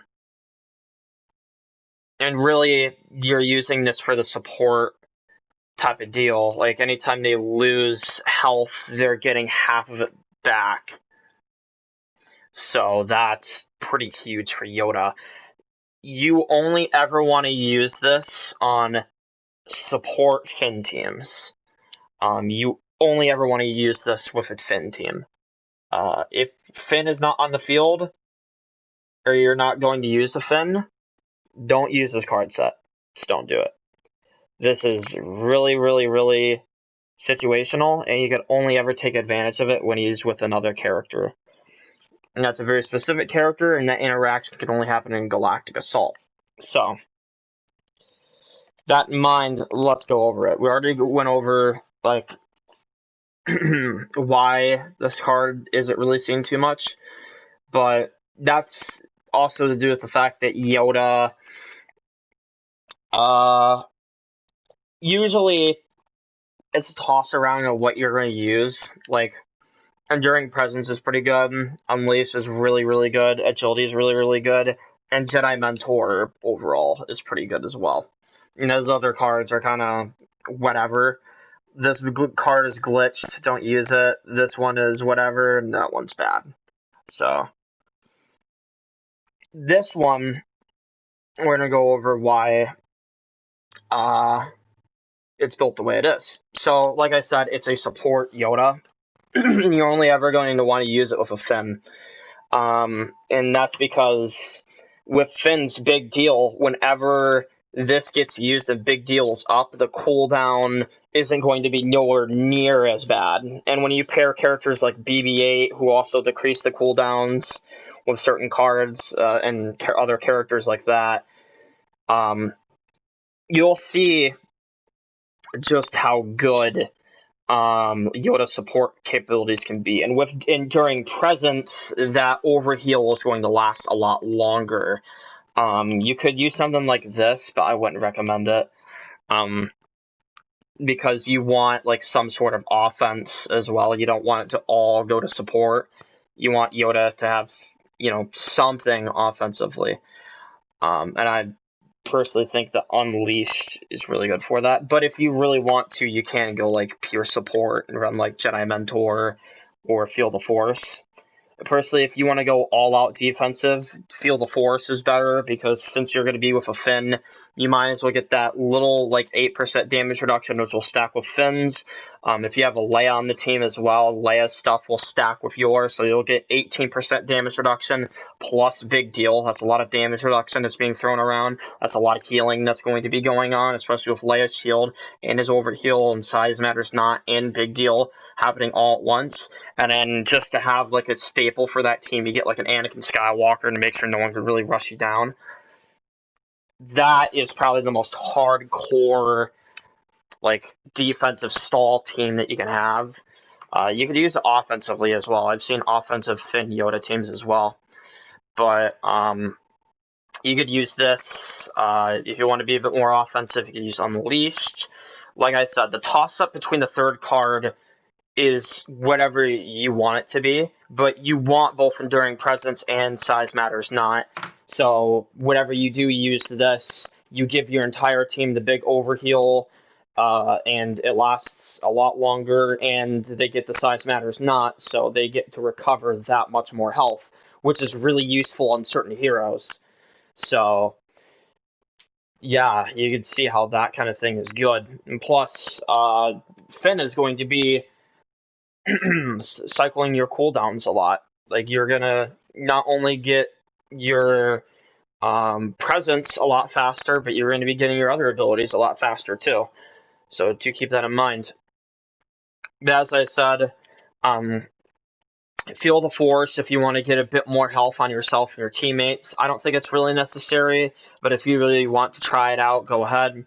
Jedi Mentor gives you that damage reduction, which you can kind of swap around with other characters. Not swap around, but the other damage reduction that's being tossed around, you can combine it with this and make Yoda ridiculously tanky, which in combination with this, things start to get pretty ridiculous when you factor in everything. And then Unleashed is, I believe, what you should usually go for, because this makes it to where it's a lot easier to deal with infantry. But, you know, the third card all comes down to preference when it comes to Support Yoda. Support Yoda is the variant that you'll probably see the least in these modes, especially in Capital. You aren't probably going to see Support Yoda ever in Capital. You're most in Capital Supremacy. You're usually going to see something that looks like probably something like this. This is what you're probably going to see in Capital, if not a subtle variation of cards. But in GA, there is a possibility that Support Yoda does pop up once in a while, and if you're one of those really good Yoda players that plays the bigger modes, try this out with a party that's really good at farming, that's really good at playing those specific characters like Finn or whatever. You will put in work. Trust me, you will put in work. You'll see the results right away, just how good Support Yoda is with Finn. And I would only play this with Finn. And I haven't really been talking about this whole stream. For the most part, if you're going to pick Support Yoda, you want to pick certain heroes in a certain order, especially depending on the map that you're on. And you want a very specific team to put them on. This is a lot more circumstantial than you might think it is, because this is under the assumption that everybody in your party gets the heroes they want. Everybody in your party is running the very specific set of cards that all coordinate with each other, which is another reason you don't see Support Yoda that often, because the team that he fits in, which is hardcore defense damage reduction, that's under the assumption that everybody in your party farms in time and not some random gets another character. So you don't need very specifically Anakin, Leia, Finn, and Yoda, but that's the best team that Support Yoda fits on. So, and picking Support Yoda in a certain phase also is very important, because there's some maps where you want both Yoda and Finn to spawn in at the same time. You have those characters on the field right away. That can be really important. Or other times you want to get Anakin Skywalker and then Finn, and then later on, in the later phases of the game, you want Support Yoda, then a Leia. This is probably a discussion you probably want to have with your party, if at all, if they're really that competitive about the game, or they really want that specific character. That's a discussion of like, okay, we need this very specific character in this situation. We really need like a Support Yoda. Then you kind of have to decide what your team is going to go for. And then when to pick certain heroes in certain phases, because Yoda isn't going to necessarily, especially a Support Yoda, isn't going to excel in every single phase. And obviously, Yoda depends heavily on like the player who's playing him. Yoda is another character who's very skill-based. So his effectiveness on certain characters is going to depend based on how good yourself you are at Yoda. So I won't really be able to help you out there because I don't really main Yoda, and I'm trying to get better with the character myself. But I can tell you that he can contend and beat the top characters of this game, most consistently Darth Vader, especially. It's just you might have a harder time doing that with a support Yoda. But like I said, support Yoda is for supporting characters like Finn, Anakin Skywalker, that type of thing. So do keep that in mind. And also, support Yoda, really, really good on defense, obviously. He could be used on offense, but on certain maps, on defense, like Hoth, support Yoda is pretty ridiculous. So do keep that in mind. Whenever you do feel like using this card set in the team, I wouldn't use this in solo queue, by the way. This is not a card set that you should be using in solo queue because you're depending on your randoms, and let me tell you, never depend on your randoms for anything in this game. Ever. You don't do that in any of the Battlefront games. Never. Play in a party. And people who talk shit not to play in a party, don't fucking listen to them because their opinion doesn't matter. The best players who play this game play in parties. There are some solo queuers, yes, but the vast majority of the top players in the first game and the second game play in parties. So I'm just going to put that out there. But anyway, I think we're done with this. I think you guys get the gist of it. So let's talk about Finn. A character that I've been talking about a little bit, but not too much. So some people believe that all the Deadeye cards are really good. Some people think the best card set to run is this. It's a toss-up between the two. It's either a more offensive focus or it's a lot more focused on defense. But I believe there is an alternative to mix the two. And it's this. So, let's talk about it. First, we want to talk about no more running, and we want to talk about this. Stay calm. Why is this card good? Well, my friend, I'm glad that you asked. Stay calm is good for two reasons. One, you're bolstering an already really good ability that slaughters infantry and heroes alike. Two, to get this, you only need to get 3 kills. That is not a bad requirement. But if you don't want to use this instead. Raise to do one thing, which gives you extra range, and it's a lot more consistent. And in fact, I believe that this is, actually, now that I think about it, it's way better than this, because you're getting 12 damage, whereas this, you're getting consistent range, in combination with this, which gives you the 40% boost and the extended duration. And 1 resistance. Let's talk about 1 resistance for a second. And we need to talk about Big Deal. I've talked about Big Deal a few times in the stream. Big Deal is fucking ridiculous. And it says it right here. Extra health, damage reduction, no weapon cooldown, and faster ability recharge. Way faster. This ability does 4 things at once, and it's stupid. Really, really ridiculous. Really, really, really ridiculous ability. By far, the best ability in the game, period. Because it not only affects you, it affects your team, and your team gets the same benefits as you do. That's huge. Huge. And we're not talking about Undercover Team, because Undercover Team is dog shit. We're mostly going to be focusing on this. Now, Finn is the best support character in this game. He's better than Support Yoda, because Support Yoda is pretty restrictive. Finn has consistently been the best support character in the game.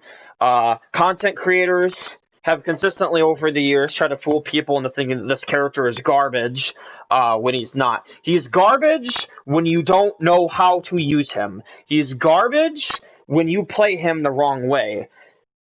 This character is Nyanum, but not Nyanum. He's Nyanum in the sense where you have to play him defensively all the time. In the back line, putting in the most work, make sure that he doesn't get bullied by Saber characters, that kind of thing.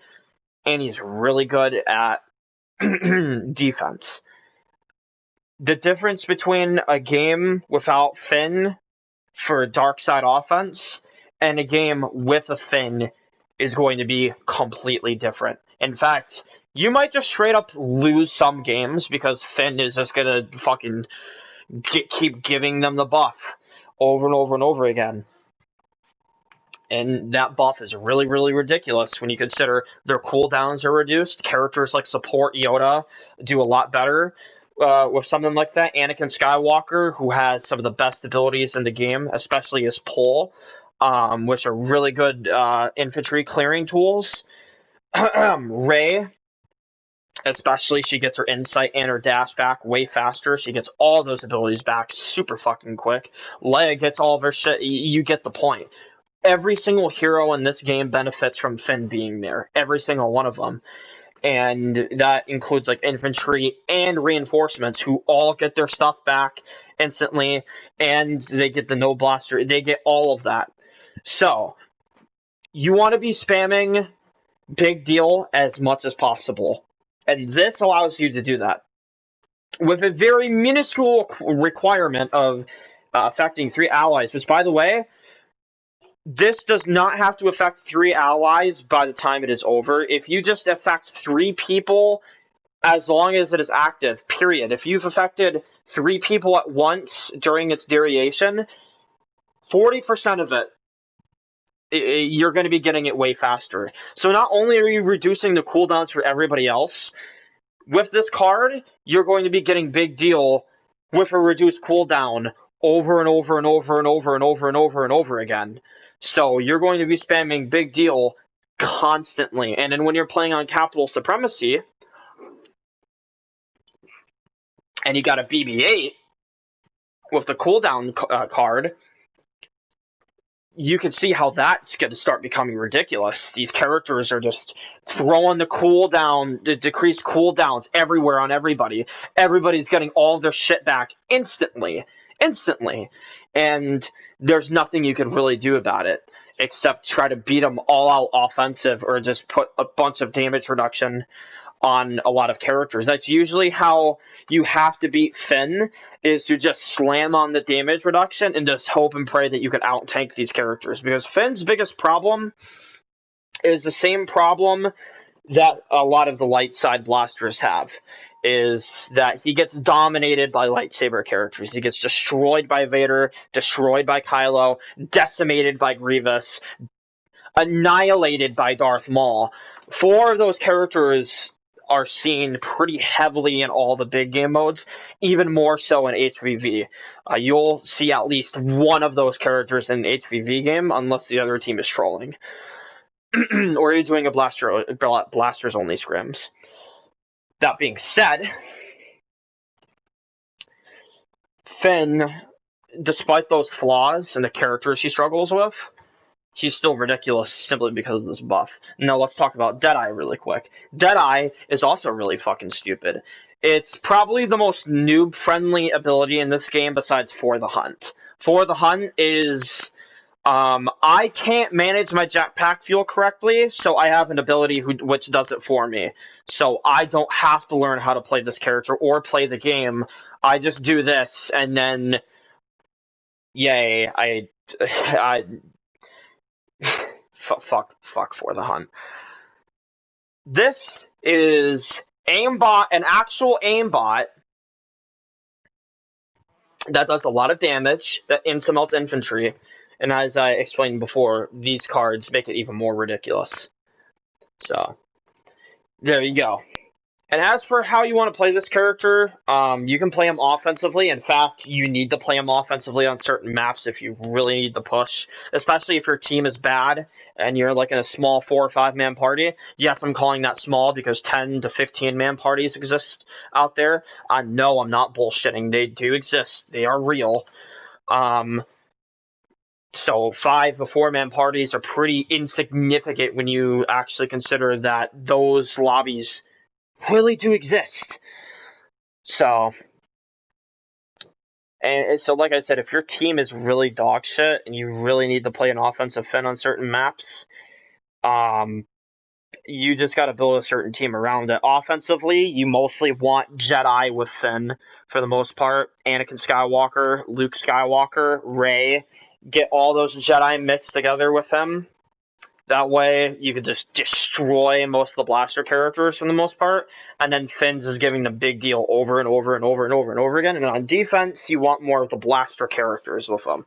So like Lando Calrissian, Han Solo, Leia, those 3, and even Chewbacca, as bad as Chewbacca is, benefits pretty heavily from Finn. So there's my take on that. Captain Phasma. Captain Phasma. Here's my issue with Captain Phasma. She's probably the worst character in this game, besides maybe Chewbacca. The only thing that saves her is her really stupid stun. And we're going to talk about an underrated card set that she may or may not heavily benefit from, so here we go. Let's talk about Blaster Inspection, because most people are like, wow, this card set is dog shit. But trust me, it actually is pretty good for the most part. Especially when you look at the requirements. You just have to kill enemies. You don't even really need to do damage. So you won't see this on HVV because it's not do damage. You have to kill people to do it. So this is way easier to farm in bigger modes, not as easy to farm in Heroes versus Villains, because a lot of times characters like this are going to be getting a lot of assists, not straight up kills, so you aren't. And plus, lightsaber characters are way more prominent in something like that, and this kind of card set is very, very specific. Let's talk about it. So, this is probably the most situational card set that you could use with her. However, it still has a niche, and it still has a place in the game. Still. Let's talk about it. Not hard enough, I don't really need to talk about that much. If you don't use this card on Faz, she's a completely different character if you use this. This is the best card for damage reduction, period. 50% right off the bat. Not even a stacking card. Chewbacca has to farm for that percentage. Phasma, right off the fucking bat, she gets it. The only issue is that her DPS, for the most part, is complete and utter dog shit. And the only thing that saves her is how tanky she is. But unfortunately, she gets massacred by Anakin Skywalker and destroyed by vehicles. However, you can make this kind of thing work. Let's talk about the staff strikes. Staff strikes, unfortunately, are super fucking unsafe. However, if you manage to get laser wall durability, you get a 25% reduction on this right here. Not hard enough. This is really good. Really, really good. And it's the only reason why you would use that, because you could pick up the droid. The staff strikes are no longer on a cooldown anymore. So a card like this only works for this one specific ability, Survivor, and you're getting it pretty quickly. But if you don't want this card, just use this, because this is pretty good. Or if you really want to be that kind of person, you could do this. So what does this do? This makes it to where that blaster inspection and that synergize very, very well with each other. Every time she gets a kill, her blaster decreases in heat, and then she gets stacks for that. So heat will build up less over time, and then once you get the maximum stacks and combine it with this, rarely are you ever going to overheat your blaster. Ever. And both reward you for getting kills with the blaster as well. So this card set is pretty solid. It rewards you for getting kills with a ranged weapon, and you don't have to go out of your way to use the shitty staff strikes to kill people. So this is pretty good. And what you want to do with this is you kind of want to pick her in the early game on a map where you're playing on defense, get a bunch of kills, and in terms of like teammates, because really realistically, if you're playing her on offense, you only want to play her on specific maps like Kashyyyk, Camino, most of the Clone Wars maps where Darkseid is offense, she's going to be good on, like Naboo. Most of the Clone Wars maps are like that. In terms of like the maps you'll see on Capital, on the other hand, highly depends. This card set will work. You just have to watch out for characters like Finn and stuff. But for the most part, this kind of takes advantage of the fact that her blaster is dog shit, and you get rewarded for killing people with it. And you actually make it better. Some people think that blaster heat isn't worth it, but trust me, it kind of is. Especially once you combine those two cards together, it can get pretty interesting to see what you can do with it. So, there you go.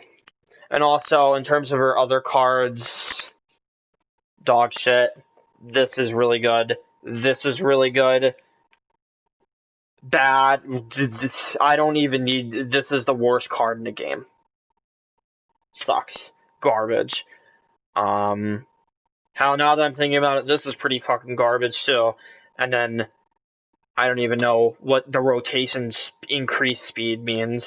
Like, I don't fucking know if that even does anything. But we're moving on to Grievous, my favorite Darkseid character in this game.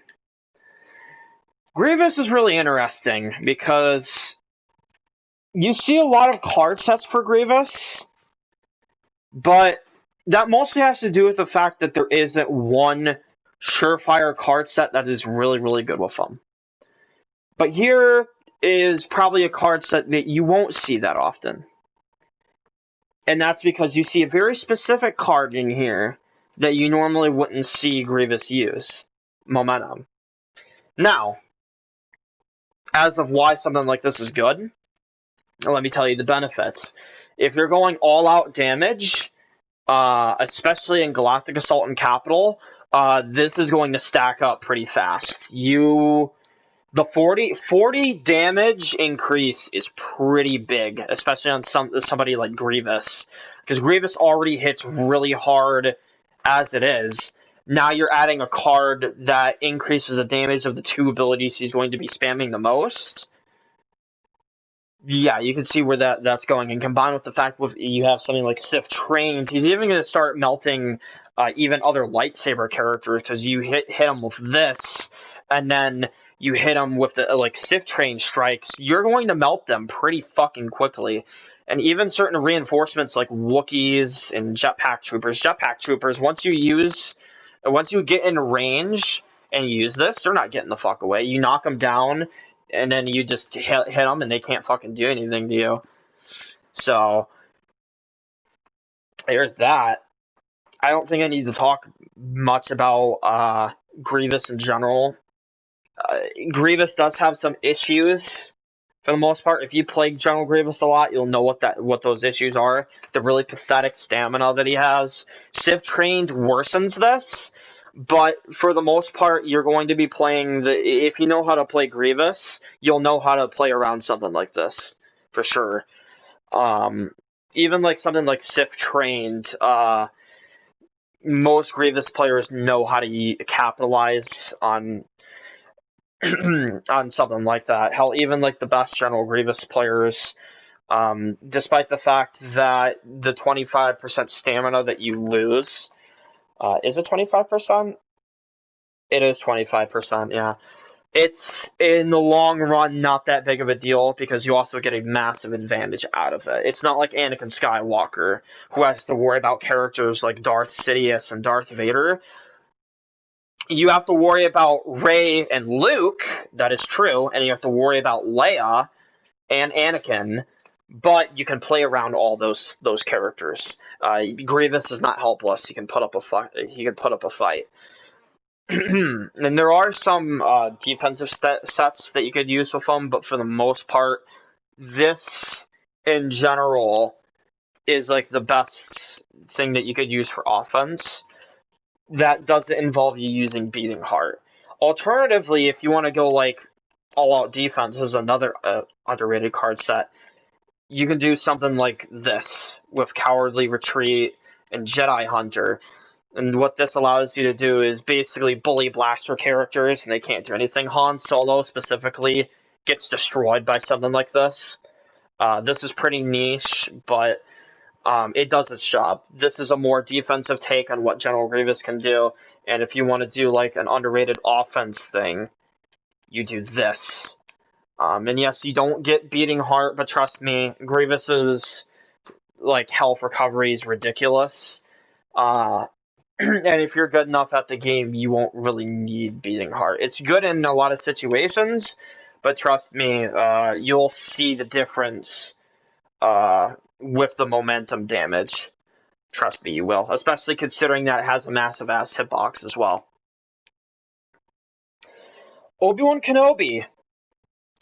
This is going to be a really interesting one. So, Kenobi is a little strange because most people believe that you either want to do all-out offense or you want to go all in on the defense. Personally, I think you want to do a mix between the two. Let's talk about it. Perfect defense. Some people are gonna wonder why this card is here over Safeguard. I'll tell you why. One, you get the block stamina right away. You don't have to farm for it. Safeguard is better overall in the late game, but perfect defense, this is kind of like the same argument for Kylo's Power of Darkness, but this is significantly better because it's a trade-off. You either want the max Safeguard stats, which give you basically perfect defense, but with the offense, which you won't get until later on, or you could get this immediately, which makes it to where you can just parry people to death, and you have the offensive abilities as well. This allows you to completely destroy reinforcements. Infantry get one-shotted by the forward damage. They barely survive the defensive rush anyway. You slap this on, you're one-shotting pretty much anything that does have a health boost. And even then, none of the dark side heroes can boost health anyway, so, or at least not their teammates. So, and it's really, really useful for killing enemies at range. Now, Kenobi is a defensive character, yes, but really good Kenobis know how to take advantage of his unique offensive capabilities as well, because his damage output is pretty huge when you know how to take advantage of it. So, and he's another one of those characters that only really have a few good cards. The only other good cards is Jedi Resilience. You can never go wrong with that. And then this. And in terms of like the best card set that you could use on Kenobi, this by far is, just overall. But this is pretty underrated. You aren't going to see too many Kenobis run something like this. You might see perfect defense switch with Jedi Resilience, but trust me, the perfect defense in the early game can put in a lot of work, especially like if you're put in a position where you need to stall or you need to parry somebody to death. They're not getting through your defenses, and you can take advantage of that.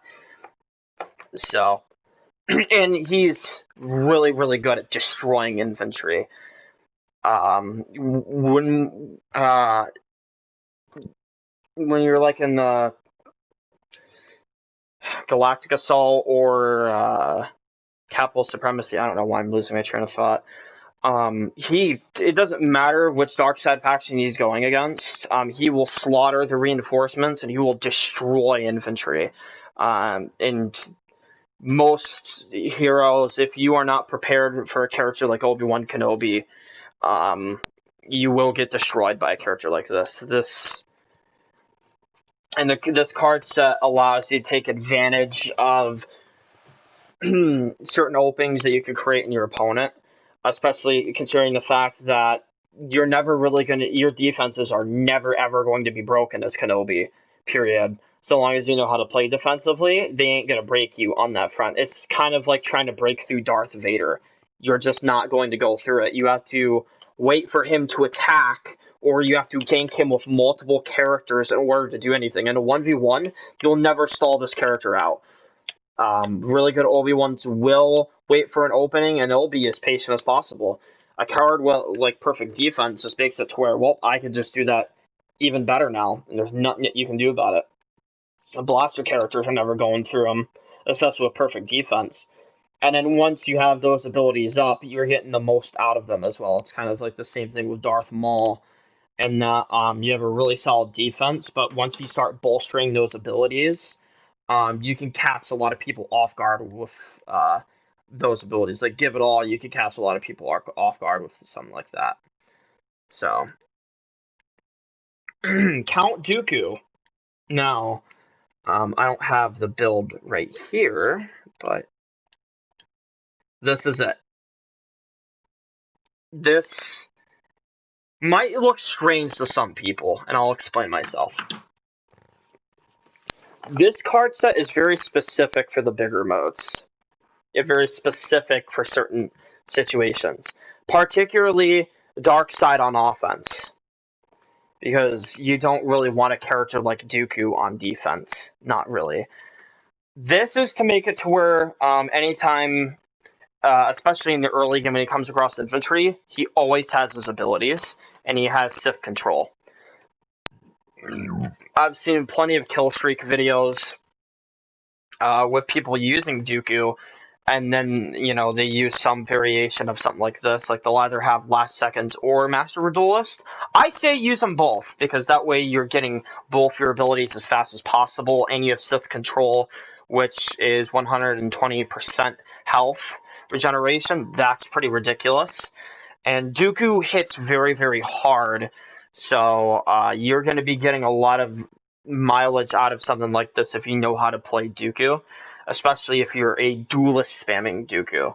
I wouldn't recommend something like this if you're not a duelist spamming Dooku, especially if you're playing Dooku on defense. I don't think you should be playing Dooku on defense, period. You should be playing him exclusively on offense. Never play him on fucking defense. That's tantamount to suicide.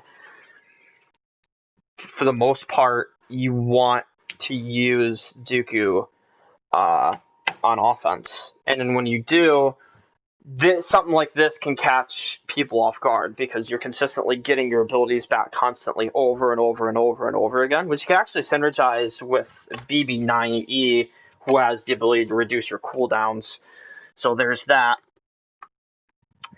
And since he's getting his abilities back faster, he'll be able to bamboozle certain characters like Anakin Skywalker and Luke, because you're getting them you're getting your abilities back so fast that you could bamboozle them and be like, okay, what the fuck? He's gonna be spamming them a lot more. He's gonna be getting his abilities back a lot faster as well.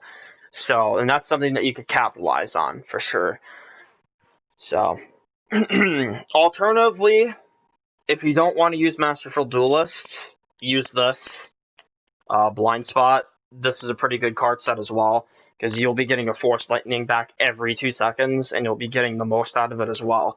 So, and this will allow you to hit troopers and certain heroes who are pestering you at certain distances and angles that you otherwise wouldn't be able to hit them with your Force Lightning. So this is a lot more specifically geared towards Dookus that don't really care about bolstering their other capabilities as much. If they just want the Force Lightning, this is for you. But for the most part, I think this is a lot better because you get the reduced cooldown for balanced duelists as well. Next is Anakin. So this might look strange to some because there's no attraction, but I'm going to talk about this. This is very specific for ability-based Anakin spammers, and this is to get the most out of his abilities. Now, Passionate Strike is probably the least powerful of his abilities, but that isn't to say that it's a bad ability. Not at all. This just makes it to where that he consistently has it whenever you use it. Now, yes, you could be one of those people to say, but you aren't going to be using it that often anyway, so why have a cooldown card with it? Trust me, getting it a lot sooner might actually save you in certain situations. It has for me whenever I played this character. There are situations where I really need to break a block for a character, or I need to do like a parry plus this, and this kind of saved my ass. So it's a situational card, but it can save you, just not all the time. And then obviously these two cards, all of them in raw strength increase the damage by 50%. Really ridiculous cards. You should use these cards anyway. They're really fantastic. Really, really good. Use one of them. If you don't want to use both of them, at least use one of them. I'm leaning more towards all of them because all of them is an AoE that pulls people, and pulls in this game are really ridiculous. So I'm leaning more towards that, but we're talking about this card set specifically. What is this good for? Well, this is specifically a kind of support Anakin. This is a lot more for pulling people towards your teammates, doing as much damage as possible, kind of being a more crowd control centered Anakin that destroys infantry as fast as possible with his abilities. Like I was talking about Finn earlier, Anakin Skywalker synergizes super well with Finn because you're getting your abilities back ridiculously quickly. And Anakin Skywalker contends very well with the top villains in the game as well. So, and he destroys most blaster characters, especially Phasma and Iden Versio. Even more so, Bosk. So, this kind of, and plus, like I said, this slaughters infantry. You pull multiple infantry towards you, that's plus 50. Raw strength with it, they're instantly dead. They're not going to survive that. And then Fierce Fighter, as I said, is really good. It's a really good fallback for, if your shit is on cooldown and then you get it back faster and they don't expect for that to happen, there you go. That can really save you. So, and plus, as somebody who likes to spam Passionate Strike a lot in the bigger modes, it's really, really convenient as well, because I just get to spam that one-shot ability on infantry fuck ton. And you can dodge it, but I mean, you can't block it. So, and it's a really good finisher on certain lightsaber characters, and it's almost perfect with the parry. It complements his ability to parry so well that getting it back faster just means that you'll be able to do it more and more and more. So there's that. So we're coming down to the last two. BB-8. Now, this is a more offensive take on BB-8. This is geared a lot more towards doing a lot of damage, killing a lot of troopers, etc., etc. Now, normally, my card set would look somewhat like this, because this is always a safe option. However, this makes it to where that you can mark people, and when you do that, you kill multiple people as well.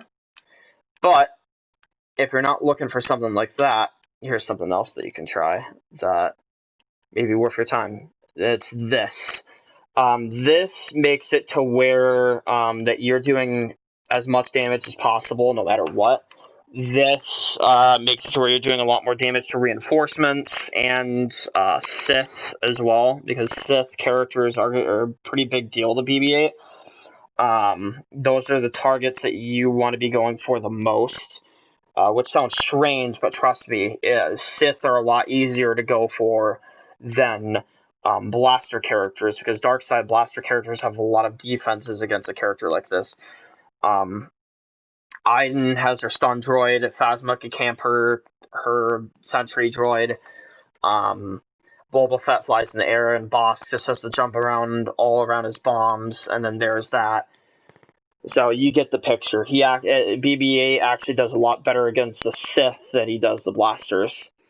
So a card set like this makes it to where you do really well against the infantry, and you're prepared to do a lot of damage against characters like Grievous and Kylo Ren, and even Dooku, characters that have a more defensive approach, but they still have to play a bit offensively against a character like this to do anything. And for the most part, if you're picking BB-8, you're doing it to do a lot of damage anyway, so you might as well bolster his capabilities. And plus, he has the unique quality like BB-9 that he counts as 2 people on an objective. So this, in a sense, makes it a bit easier to secure an objective because you're doing a lot more damage. You're doing it more consistently, and plus, cable spin your best ability, you're getting it back a bit more consistently and more often, because all you have to do with cable spin when you have this card is hit 2 people. That's amazing. And the cooldown is reduced by 10 seconds, even better. So the requirements for this aren't even that bad. They're really, really easy to get. So there's that. And then this, I think you should be using anyway, because this card is really, really good. And against infantry and reinforcements, you're going to be insta-melting them with Uncover. So definitely use all of this together if you want like a more defensive build on BB-8. Personally, the best card set is probably something like this, but for like pure damage output and just doing as much damage as possible, going in, kind of clearing out a lot of the troopers and pressuring the Sith a bit more. And he synergizes very well with a lot of the blaster characters and lightsaber characters in this game. Oddly better than BB-9. BB-9's a bit harder to use, whereas this character, he's a lot more plug-and-play-ish. You can kind of fit him on any team, kind of like Anakin Skywalker. You can fit him on any team. Same thing with BB-8. Especially on the bigger modes, you could definitely fit BB-8 on a large majority of the teams, and he will fit. So there's that. You can play him a bit more supportive, but honestly, his support capabilities are not as good as BB-9's. And speaking of BB-9, this is the last character we're going to talk about. So, BB-9 doesn't have a lot of good cards. 90% of these are dog shit. Like, these are all bad. This is pretty dog shit. These 4 are only really good. So, the difference between this is that you're not using full reconstruction, and you're only ever going to be using one card set. It's either going to be this, or you're switching this out for full reconstruction. And what BB-8, the contrast between these two characters, BB-8 and BB-9, BB-8 has a lot of damage. BB-9's damage is absolutely pathetic, but he has stuns and really good support capabilities. So, one, he has the ability to reduce cooldowns, which right away makes him a pretty valuable character for certain teams. Reducing cooldowns, that's something that Vader and Kylo can take advantage of. That's something that a lot of blaster characters can take advantage of. That's really, really good. Also, he has Disruption. Not too many characters get access to Disruption, but Disruption is a bit different in this game than it is in the first game. Lando's Disruption turned off blasters and turned off abilities. This turns off blasters and blasters enhancements, which means stuff like the E11, Mighty Roar, Deadeye. It turns all of that off and puts it on cooldown. And it's an AoE, so it's affecting multiple people at once, and it's damaging them. So This is mandatory for the most part because in the bigger modes, you're going to be using this on multiple opponents. The requirements are really, really small. Only have to hit 2 people. And plus, your damage is doubled, which is huge. And the 2 supercharged cards, that's pretty much a must. Just simply because you want everybody's cooldowns to be reduced as much as possible. And you want to get this back super fast as well. So, BB9 is a hard support character. You could be playing on offense and defense. He's pretty much the same way how BB8 is, in that he's a plug and play character, but he's a bit more defensive. He can't really go in and just kind of kill everybody like BB8 can, and just rely on pure damage. BB9, you kind of have to be a bit more cautious because his damage is so dog shit. So he's a lot more of a hard support, kind of like Finn. So you'll usually see this character in like a back line, or usually right next to another lightsaber character, for the most part. But that's going to be it. I don't think I need to talk about anything else. I've been sitting here for, I think, 2.5 hours now, talking about this subject. So I didn't think it'd be taking this long, but yeah. I said it was going to be a shorter video, and here it is, like 2.5 hours, or however fucking long it's going to be. But I have stuff to do today. I don't know when I'm going to get on, if ever, today, so who knows. But this should be up.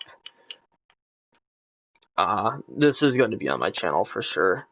But, but yeah, I think that's it. I might make a small video on, like, the best card sets for these guys, but most people who have been playing this game a long time know what to use on their soldiers. So, that's going to be all for right now.